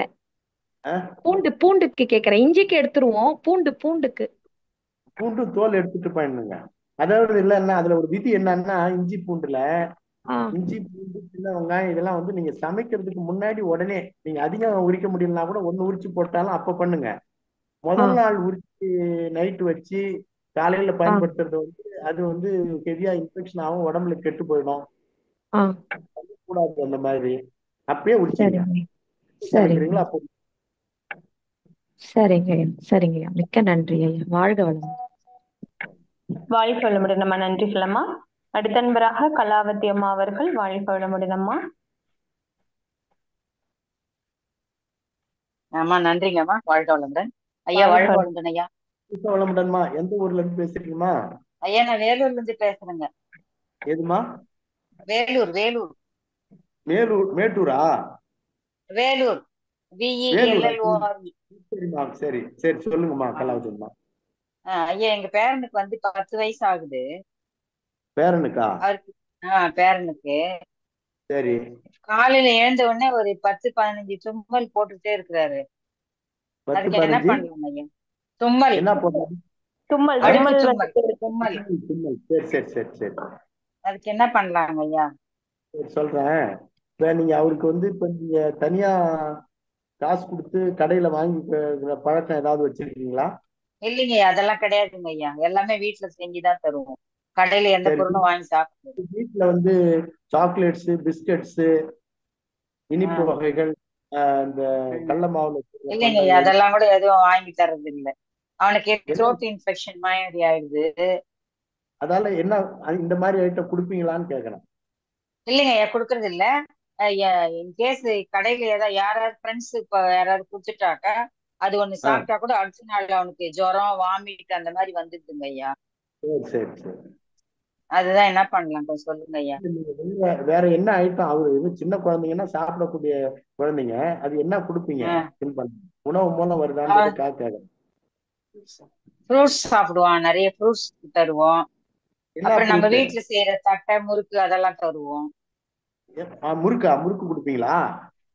தட்டை, முறுக்கு நம்ம வீட்டுல செய்யறது. சரி. முறுக்கு அது ட்ரை நட்ஸ் ஃப்ரூட்ஸ்ல என்ன கொடுப்போம். ஃப்ரூட்ஸ் என்ன கொடுப்பீங்க? ஃப்ரூட்ஸ்ல பப்பாயா, கோவா, அப்புறமா சரி ஆப்பிள், ஆரஞ்சு அதெல்லாம் அது அதெல்லாம் நாட்டு தருவோம். பழங்கள். ஆமாங்க கடையில வாங்குறதுதான். சந்தையில தான் வாங்குவோம். உழவு சந்தையில தான் நாங்க. சரிம்மா. இப்ப இதுக்கு முதல் சிகிச்சை ஒண்ணு சொல்றேன், அப்படியே பாத்துங்க. சொல்லுங்க ஐயா. ட்ரீட்மெண்ட் வந்து பசங்களுக்கு இப்ப இந்த காலத்துல வந்து கை கழுவுற பழக்கம் இல்லை. ஏதாவது ஒரு பண்டம் தின்பம் பண்டமோ பழமோ ஏதாவது ஒண்ணு கொடுக்குறீங்கன்னா அவங்க உட்காந்து டிவி பார்த்துட்டு இருப்பாங்க, செல்ல பார்த்துட்டு இருப்பாங்க, உடனே கையில வாங்கி உடனே சாப்பிடுவாங்க. ஆமா. அது கையில வந்து கோடிக்கணக்கான கிருமிகள் கூட இருக்கும். முதல்ல வந்து இப்ப பள்ளி கல்வி இயக்குனர் வந்து அறிவுறுத்துறது என்ன அறிவுறுத்துறாரு, எல்லா பள்ளிகளுக்கும் லெட்டர் அனுப்பிச்சிருக்காரு. குழந்தைங்க வந்து கை கழுவக்கூடிய பழக்கம் வந்து குறைஞ்சு போச்சு. கை கழுவும் போது சோப்பு கையில இருக்க கிருமிகள் செத்து போயிடும். ஆமா. அதனால நீங்க அந்த பழக்கத்தை முதல்ல ஒரு வாரம் ட்ரை பண்ணுங்க. ஒரு வாரம் 10 நாள் கூட ஆகட்டும். எதை கொடுக்குறீங்களோ கை கழுவிட்டு அதுக்கப்புறம் வந்து சாப்பிடுற பழக்கம் ஒண்ணு கொண்டு வரணும். ரெண்டு வந்து இந்த ஹெச்பி எல்லாம் வந்து கம்மியா இருந்ததுன்னா என்ன ஆகும்னா, நோய் எதிர்ப்பு சக்தி கம்மியா இருந்தாலும் சரி அல்லது ஹெச்பி குறைவா இருந்தாலும் சரி பட்டுன்னு அவங்களுக்கு தும்மல் வர ஆரம்பிச்சிடும். அதனால நீங்க அவங்க சின்ன குழந்தையா தான் இருக்கு, அதெல்லாம் தேவையில்லை. நீங்க முதல்ல ம் வந்து இந்த தூய்மை பண்ணி இந்த கை கழுவிட்டு முகத்தை கழுவிட்டு ம் சாப்பிடுறது, குப்பிளிச்சு ம் சாப்பிடுறது, இந்த மாதிரி ம் பழக்கங்களை கொஞ்சம் கொண்டு வாங்க. அப்புறம் பால் ம். அருந்த இருக்கா? பால், காபி, டீ குழந்தைக்கு எப்பயாச்சும் தான் குடிப்பான் ஐயா. என்ன காப்பி எல்லாம் பால்? கிடையாது, பால் தான் குடிப்பான், பால் தான். என்ன பால்? காபி டீ குடிக்கிறது இல்ல, இந்த நாட்டு மாட்டு பால் தான். நாட்டு மாட்டு பால். சரிம்மா. ம் நாட்டு மாட்டு அதான் பாலா குடி. இருந்தா கூட இப்ப நாம நல்லது நாட்டு மாட்டு பால் நல்லதுன்னு குடிச்சா கூட, இப்ப நைட்டு ஒருத்தர் டீ குடிச்சிட்டு படுத்துட்டாருன்னா 12 மணிக்கு அவ்வளவு நாற்றம் வருமா. அதாவது ஓ. பால் வந்து எந்த வகையில சாப்பிட்டாலும் பிரஷ் பண்ணணும். ம். ஒரு தடவை ஆ பால் எடுத்துக்கிறோம், பண்ணணும். ஆ பிரஷ் ஆ. பண்ணணும், வாய் 6 தடவை 10 தடவை கொப்பளிக்கணும். அந்த பழக்கத்தை ம் உருவாக்கணும். சரிங்க. அது அது ஒண்ணுமா. அப்ப நீங்க வந்து ம் எனக்கு ஒரு ஒரு 5 மணி வாக்குல கூப்பிடுங்க, நான் சொல்றேன், வேற ஒரு சில சரிங்க வழிகளை ஐயா. சொல்றேன். இருக்கிறதுக்கு வழி இருக்கு. நன்றிங்க. நன்றிங்க வாழ்க்கை. ஐயா, வாழ்க வளமுடன். நன்றிங்க ஐயா. வாழ்க நன்றிங்க வளமுடன். அம்மா, வாழ்க வளமுடன். வாழ்க வளமுடன் அம்மா, மிக்க நன்றிகள் அம்மா. அடுத்த அன்பராக சுசீலா அம்மா அவர்கள், வாழ்க வளமுடன் அம்மா. ஐயா வாழ்க வளமுடன் ஐயா. சுசிலாம்மா, வாழ்க்கை வளமுடன். எந்த ஊர்ல இருந்து பேசுறீங்கம்மா? மதுரையில இருந்து பேசுறேன். மதுரை ஆ, மதுரை. மதுரையில சரி இருந்து. சரி. அப்பப்பங்க ஐயா வாய்வு மாதிரி முதுகுல பிடிச்சுக்கிறதுயா. பிடிச்சிட்டு இருக்கா அப்புறம் வாயு சுடுதண்ணி மாதிரி? முதுகு வலிக்குது. ஆ அப்புறம் ஏதாவது சுடுதண்ணி அப்படி குடிப்பேன். ஆ அதுக்கு என்ன செய்யலாம்யா, நாங்க அதிகமா உருளைக்கிழங்கு எல்லாம் சேர்க்கறது இல்ல. ஆ கொஞ்சமா சேர்ப்பீங்களா? உடல் உழைப்பு கம்மி, ஏஜ் ஆயிட்டதுனால உடல் உழைப்பு கம்மி. உடல் உழைப்பு கம்மி கம்மி. சரி சரி. அது உடல் உழைப்பு குறைவா இருந்தா வலி வந்துடும். ஆ உடல் உழைப்பு எப்படி இருக்கணும் அப்படின்னா, இப்போ காலையில 2 மணிக்குமா இந்த ஏற்றம் இறப்பாங்க காட்டுல, கேள்விப்பட்டிருப்பீங்க. ஆமா ஆமாங்க. 2 மணிக்கு ஏற்றம் இறக்க போனாங்கன்னா ஒரு 6:30 வரைக்கும், 6:30 வரைக்கும் இறைப்பாங்க. ம் வேர்வை வந்து ஒரு சொம்பு வேர்வை வந்துடும். ம் அதுக்கப்புறம் வந்து ஒரு பெரிய, அந்த காலத்துல வந்து வெண்கல கிண்ணி வச்சிருப்பாங்க. வெண்கலத்துல பிரான்ஸ்ன்னு சொல்லுவோம், வெண்கலம். சரி. ஆ சில்வர் பாத்திரம் வச்சிருக்கோம், அப்ப வெண்கலம். அந்த ம் வெண்கலத்தை அந்த தட்டு வந்து வந்து உங்களுக்கு பாத்தீங்கன்னா எப்படியும் 2 அங்குலம் உயரம் இருக்கும், பெரிய தட்டா இருக்கும். ம் அதுல போட்டு ம் அந்த சாப்பாடு போட்டு காலையில் சாப்பிடுவாங்க. ஏன்னா 4 மணி நேரம் கடுமையான உழைப்பா இருக்கும். அந்த சரிங்கய்யா. மாதிரி உழைப்பு வாழைக்காயோ உருளைக்கிழங்கோ பீட்ரூட் நூக்கல் கோஸ் இந்த மாதிரி சாப்பிட்டாங்கன்னா தெரிச்சிடும். சரிங்க. பழக்கம் இல்லை அப்படின்னா நமக்கு அதுவே வலியா வந்துடும், ஒரு இடத்துல பிடிச்சிக்கும். இது ம் ஒரு ஒரு காரணம், இந்த காரணம். அதனால வந்து என்னன்னா, சாப்பிடக்கூடிய உணவுல சின்ன மாற்றம் ஏற்படுத்தணும். ஒண்ணு ம் நீராவில சாப்பிடணும். இட்லி, ம் எண்ணெய் தோசை, இடியாப்பம், ஊத்தாப்பம், இதெல்லாம் எண்ணெய் இல்லாம இதை கொஞ்சம் நல்ல எளிதில் சீரணமாகிற மாதிரி பொருட்களை நாம மாத்திக்கணும் ஒண்ணு. சரிங்க. அப்புறம் இது சிறுதானியத்துல நீங்க குதிரைவாலி மட்டும் எடுத்துங்க, பெஸ்ட். ஆ குதிரைவாலி நீங்க சாப்பிட்டு கொஞ்ச நேரத்துல பாத்தீங்கன்னா யூரின் தாராளமா போகும், செரிமானம் ஆமாங்க. ஆயிடும் ஒரு 1/2 மணி நேரம். ம் குதிரைவாலியில கஞ்சி சாப்பிடலாம், குதிரைவாலியில இட்லி தோசை பணியாரம் எது வேணாலும் செஞ்சு சாப்பிடலாம். ஒரு இந்த ம் அளவு குதிரைவாலி அதுல அயன் கண்டென்ட், நல்ல அயன் இருக்கு, நல்ல புரதச்சத்து எல்லாமே கிடைக்கும் உங்களுக்கு குதிரைவாலி ம் வாங்கி. சரிங்க. இந்த மாதிரி வலி வந்தோடனே என்ன செய்யலாம்யா? இந்த முதுகு வலிச்சிருது, சுடுதண்ணியில என்ன போட்டு குடிக்கலாம்? இதை நீங்க போனீங்கன்னா உடனே எடுத்துருவாங்க, இந்த அகமகிழ் மருத்துவமனையோ இல்ல இயன்முறை மருத்துவமனையில. ஆ அகமகிழ் நான் பிஎன்ஒய்எஸ்ன்னு சொன்ன பாருங்க. ஆ இப்ப முதல் சாய்ஸ் என்ன அப்படின்னா, நீங்க வந்து கட்டு மாத்திரையை போட்டு போட்டு சிலருக்கு பழக்கம் இருக்கும், ஒரு இடத்துல வலிச்சதுன்னா உடனே ஒரு மாத்திரை போடணும், பெயின் கில்லர். அதெல்லாம் எதுவும் போடுறது இல்லையா? நான் சுடுதண்ணி மட்டும்தான் வச்சு குடிப்பேன். சுடு தண்ணி ஒத்தடம் கொடுக்கலாம். அப்ப நீங்க இந்த இல்ல பிஎன்ஒய்எஸ் குடிப்பேன். சுடுதண்ணியை ஒத்தரம் இல்ல, குடிப்பேன். படிச்சு பாருங்க. அவங்க கிட்ட குடிப்பேன் போனீங்கன்னா குடிப்பேன். எடுத்துருவாங்க. அதே மாதிரி இயன்முறை பிசியோ போனீங்கன்னா அவங்களும் அந்த எக்ஸசைஸ் கொடுத்து எடுத்துருவாங்க, அந்த இடத்துல பிடிப்பு இருந்ததுன்னா. நீங்க ஆ மகிழ்ச்சியில சாப்பிடுறதுக்கு ஒரு பொருள் சொல்றேன். ஆ ஜீரக தண்ணி எல்லா இடத்துலயும் இருக்கும். அப்போ ஒரு ஒரு 20-30 வருஷம் முன்னாடி எல்லாம் பாத்தீங்கன்னா ஆழியார்ல எப்பயுமே இருக்கும். நீங்க ஆ ஒரு 4 ஜீரகம் எடுத்துங்க, ம் ஒரு பாத்திரத்துல போட்டுங்க, ஒரு 2 டம்ளர் 3 டம்ளர் தண்ணி ஊற்றிங்க, ஒரு 10 மிளகு 5 மிளகு அதில் போட்டுங்க, கொதிக்க ம் வச்சுட்டு ஃபில்டர் பண்ணிட்டு அந்த ம். தண்ணியை வந்து 4 ஹவர்ஸுக்கு ஒரு தடவை குடிங்க. எவ்வளவு சீர்கூட்டல் நேரத்துக்கு ஒருக்கையா? அகத்தை சீரமைப்பது ஜீரகம். எவ்வளவு அது நேரத்துக்கு ஒருக்கையா குடிக்க? 4 மணி நேரத்துக்கு ஒரு தடவை சாப்பிடுங்க. அப்படிங்களா? சரிங்க. அந்த வலி வந்து கொஞ்சம் இன்னும் குயிக்கா போகணும்னா உங்களுக்கு இளநீ ஒத்துக்குமா? சேர்ந்துக்கிறோம்யா. பயிற்சி செய்யறதுனால செய்யறோம். தோசை பதமா இருக்கிற இளநியா காலையில வாங்கிக்கிங்க, வயிறு ஃபுல்லா குடிங்க. ஆ அது கழிவுல எடுத்துட்டு வந்துடும். அதே மாதிரி நீங்க வந்து முருங்கை சூப்பு ஒரு டம்ளர் ம் போட்டு குடிங்க. இந்த மூணும் வந்து ம் ஓரளவு அந்த பிடிப்புகளை எடுக்கிறதுக்கு வாய்ப்பு இருக்கு. சரி அதுக்கு மேல இருந்தால் எனக்கு தொலைபேசியில ஈவினிங் பேசுங்க. நான் சொல்றேன். சரிங்க. வாழ்க வளமுடன்.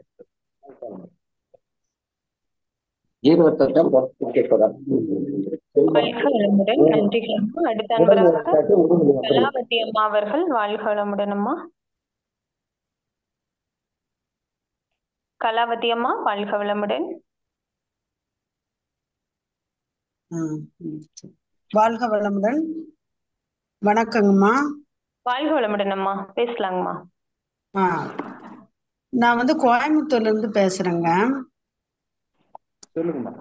வாழ்க வளமுடன்மா. கோயம்புத்தூர்ல இருந்து பேசுறேன். என்னோட பேத்திக்கு கடந்த 10 நாளா ஃபீவர் இருக்கு. டாக்டர்கிட்ட போயிட்டு டெஸ்ட் எல்லாம் பண்ணோம், பிளட் டெஸ்ட் எல்லாம். எதுலயுமே ஒண்ணும் இல்லை, நல்லா இருக்கு. ஆனாலும் பொண்ணு வந்து ரொம்ப டயர்டா இருக்கா, அடிக்கடிக்கு ஹெட்டேக் அப்படின்னு சொல்றாங்க.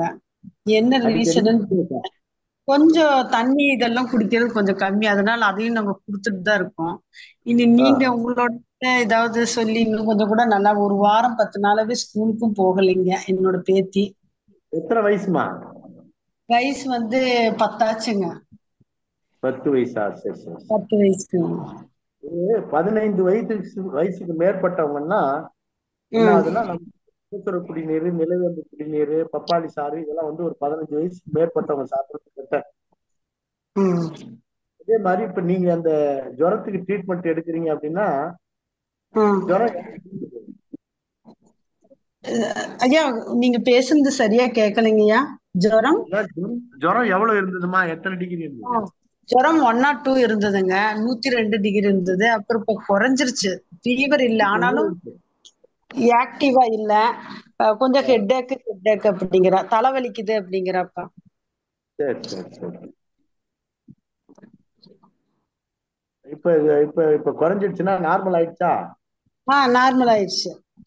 நார்மல் ஆயிட்டாலும் கூட ஒரு 10-15 நாள் சில குழந்தைங்களுக்கு அப்படி இருக்கும்.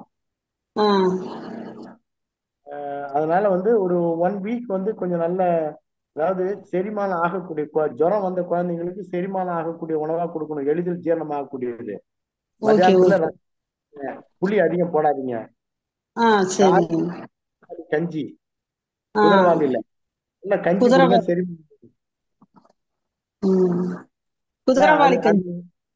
குதிரவாளி சிறுதானியத்துல பெஸ்ட் அதாம்மா. குதிரவாளி மதியத்துல வந்து சோறு கொடுங்க ஒரு 3 நாளைக்கு.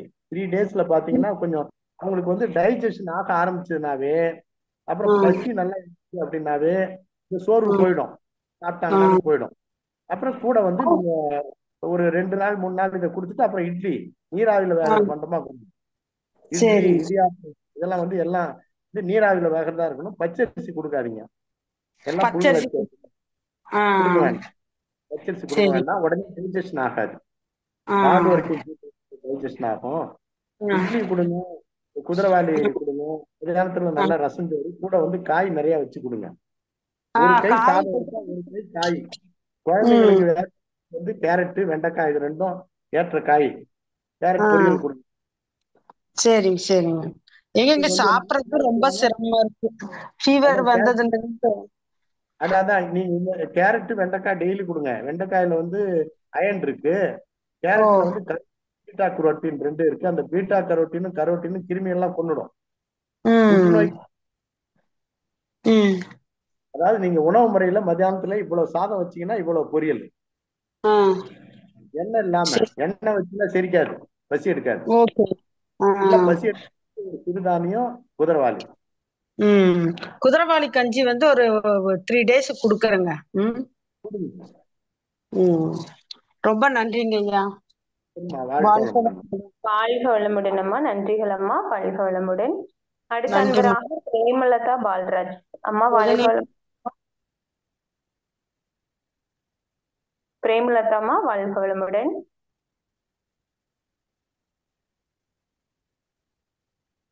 அடுத்த அன்பராக சாந்தி கண்ணனம்மா அவர்கள். வாழ்க வளமுடன் அம்மா. ஐயா வாழ்க வளமுடன் ஐயா.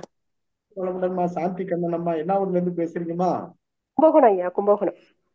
கும்பகோணமா, சொல்லுங்கம்மா. ஐயா என்னோட பொண்ணுக்குயா வெளியில ஆ போய் தண்ணி குடிச்சாலும் அவளுக்கு ஒத்துக்க மாட்டேங்குதுயா. உடனே சளி பிடிச்சிருது.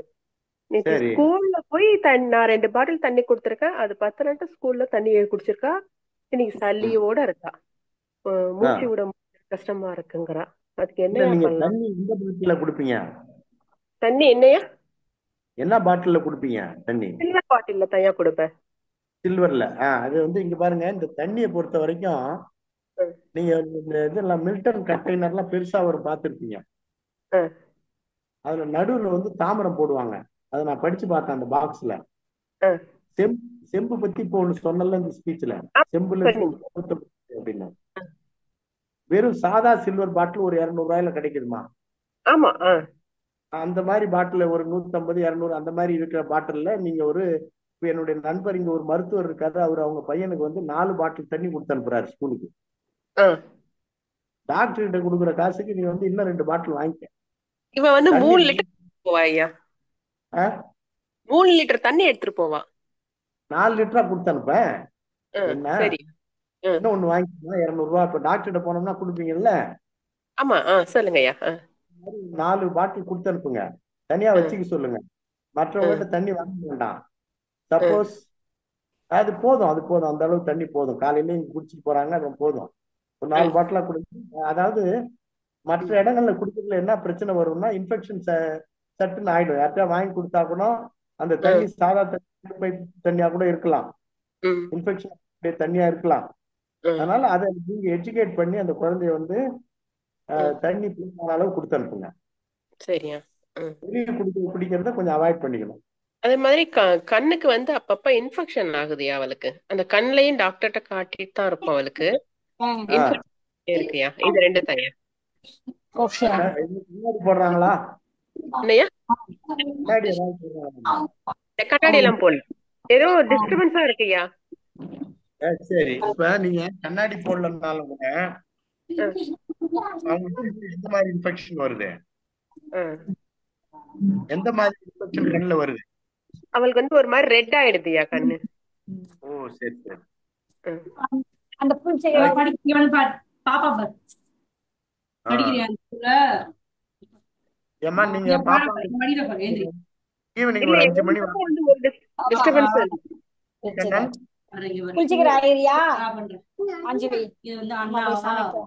வேற ஏதாவது காசு ஆகுதுயா? வேற யாரும் பேசுறாங்க நம்ம குரூப்ல. சரிம்மா, சாந்தி ஒரு 5 மணி வாக்குல பேசுங்க. நன்றிகளம்மா. சாந்தி கண்ணனம்மா வாழ்க வளமுடன். பிரேமலதாம்மா வாழ்க வளமுடன். பேசலாங்க. பிரேமலதாம்மாவா பேசுங்க? ஆமாங்க, அவங்களுக்குதான் இடையில கேட்டுச்சுங்க. சரிம்மா, வாழ்க வளமுடன். வாழ்க வளமுடன். பேசலாங்க. வாழ்க வளமுடன் ஐயா. வாழ்க வளமுடன்மா. எந்த ஊர்ல இருந்து பேசுறீங்கம்மா பிரேமலதாம்மா? சென்னையில இருந்து பேசுறேங்க ஐயா. சரி சொல்லுங்கம்மா. ஐயா நான் துணை பேராசிரியரா இருக்கேங்க ஐயா.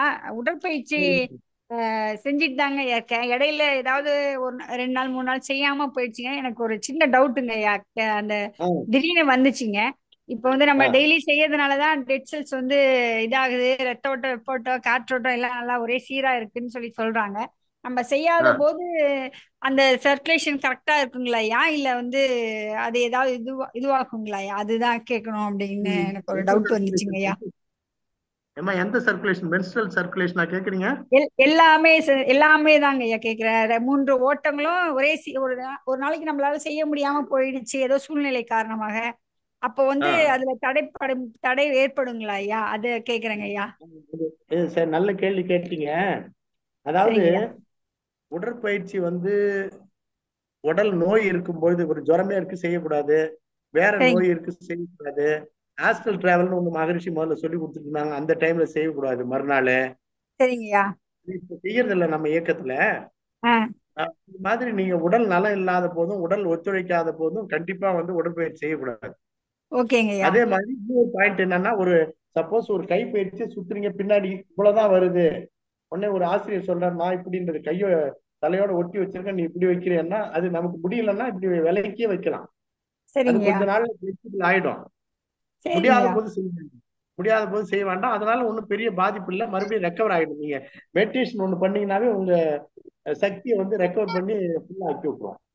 சரிங்கய்யா சரிங்கய்யா ஒரு ஓகேங்க நாள் கொஞ்சம் இது வந்தா அதுக்கு என்ன கொடுக்கணும்னா, நீங்க அந்த மாதிரி பாதிப்புகள் வரும்போது ஒரு 2 தடவை ரிலாக்ஸேஷன் பண்ணுங்க, காலையோ மாலையோ.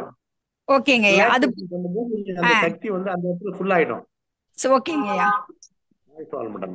ஓகேங்கய்யா நன்றிகள் ரொம்ப அம்மா. வாழ்க நன்றிங்கம்மா வளமுடன். வாழ்க வளமுடன் வாழ்க வளமுடன். வாழ்க வளமுடன். அடுத்த அன்பராக மகிழ் பார்த்திபன் பிரதாபன். வாழ்க வளமுடன் ஐயா. ஆமா, வாழ்க வளமுடன். வாய்ப்பு கொடுத்ததுக்கு மிக நன்றி ஐயா. ஐயா வாழ்க வளமுடன். வாழ்க வளமுடன். மகேஷ் பிரதாப் பண்ணுங்களா? வாய்ப்பு கொடுத்ததுக்கு மிக்க நன்றி. சொல்லுங்க ஐயா. நீங்க ஸ்பீச் எல்லாம் முடிச்சதுக்கு அப்புறமா தான் நான் அந்த உள்ளே வந்தேன். நான் வந்து பாத்தீங்கன்னா உங்க ஸ்பீச்சுக்கு என்ன ஸ்பீச் பேசுங்கிறது பாக்கிறதுக்கு முதல்ல நோய் நாடின்னு வரும்போது ஆக்சுவலி ஃபுல்லா கேட்கணுன்றதுதான் முக்கியம். ஆனா நீங்க ஸ்பீச் முடிச்சதுக்கு அப்புறமா தான் நான் உள்ள வந்தேன். சரி, பரவாயில்ல, அதை பத்தி ஒண்ணு. அதனால யூடியூப்ல கொஞ்சம் அது லிங்க் நீங்க போட்டாங்கன்னா நான் அதை டைம் பண்ணி போய் பார்ப்பேன். பாருங்கய்யா. என்ன எனக்கு என்ன கேள்வினா வந்துங்கய்யா, இப்போ சமீப காலமா ஏதாவது எப்படி சொல்றதுன்னா வந்து இப்ப நான் எனக்கு திருமணமாகி கிட்டத்தட்ட ஒரு 14 வருஷம் ஆச்சு, இன்னும் இது இல்ல, இஷ்யூஸ் வரல. ஆக்சுவலி பார்த்தா அதுக்கு என்ன காரணம் சொல்ல மாட்டேன். சில முயற்சினால வந்து எனக்கு வந்து சக்சஸ் ஆகல, ஃபெயிலியர் ஆயிடுச்சு. அது மட்டும் ஹலோ ஐயா. இப்போ நீங்க வந்து இப்ப திருமணம் ஆகி 14 வருஷம், நீங்க 14 வருஷமா என்ன சொல்லுங்க ஐயா. 14 வருஷம் ஆச்சுன்னு சொன்னீங்க, அதுக்கப்புறம் கொஞ்சம் தெளிவா சொல்லுங்க. திருமணம் ஆகி 14 வருஷம் இப்ப பாத்தீங்கன்னா எங்களுக்கு என்ன ஒரு இஷ்யூஸ் தான் இல்ல எங்களுக்கு. இஷ்யூஸ் இல்ல. சரி, இஷ்யூஸ் இல்ல. பட் அதுல முயற்சியில தோல்வி அடைஞ்சிட்டேன். குழந்தை முயற்சி குழந்தைகளை முயற்சி தோல்வியில போயிடுச்சு. அதாவது இப்போ நாங்க பெற முடியாத நிலைமைக்கு ஆயிடுச்சு. என்னன்னா இப்போ யாராவது கேள்வி கேட்டா கொஞ்சம் மனசு தாபம் வந்துட்டு தான் இருக்கு. அது மட்டும் இல்லாம அடாப்ட் பண்றதுக்கு ரெடி தான். அதுக்கு நான் மிஸ்ஸஸ் சொன்னேன். அவங்க என்ன திடீர்னு கேட்கும் போது இந்த மாதிரி இப்படி என்ன ஒரு மாதிரி இருக்கும், அதனால அதை பத்தி பேசலாம் அப்படின்னு நான் சொல்லியிருந்தேன்.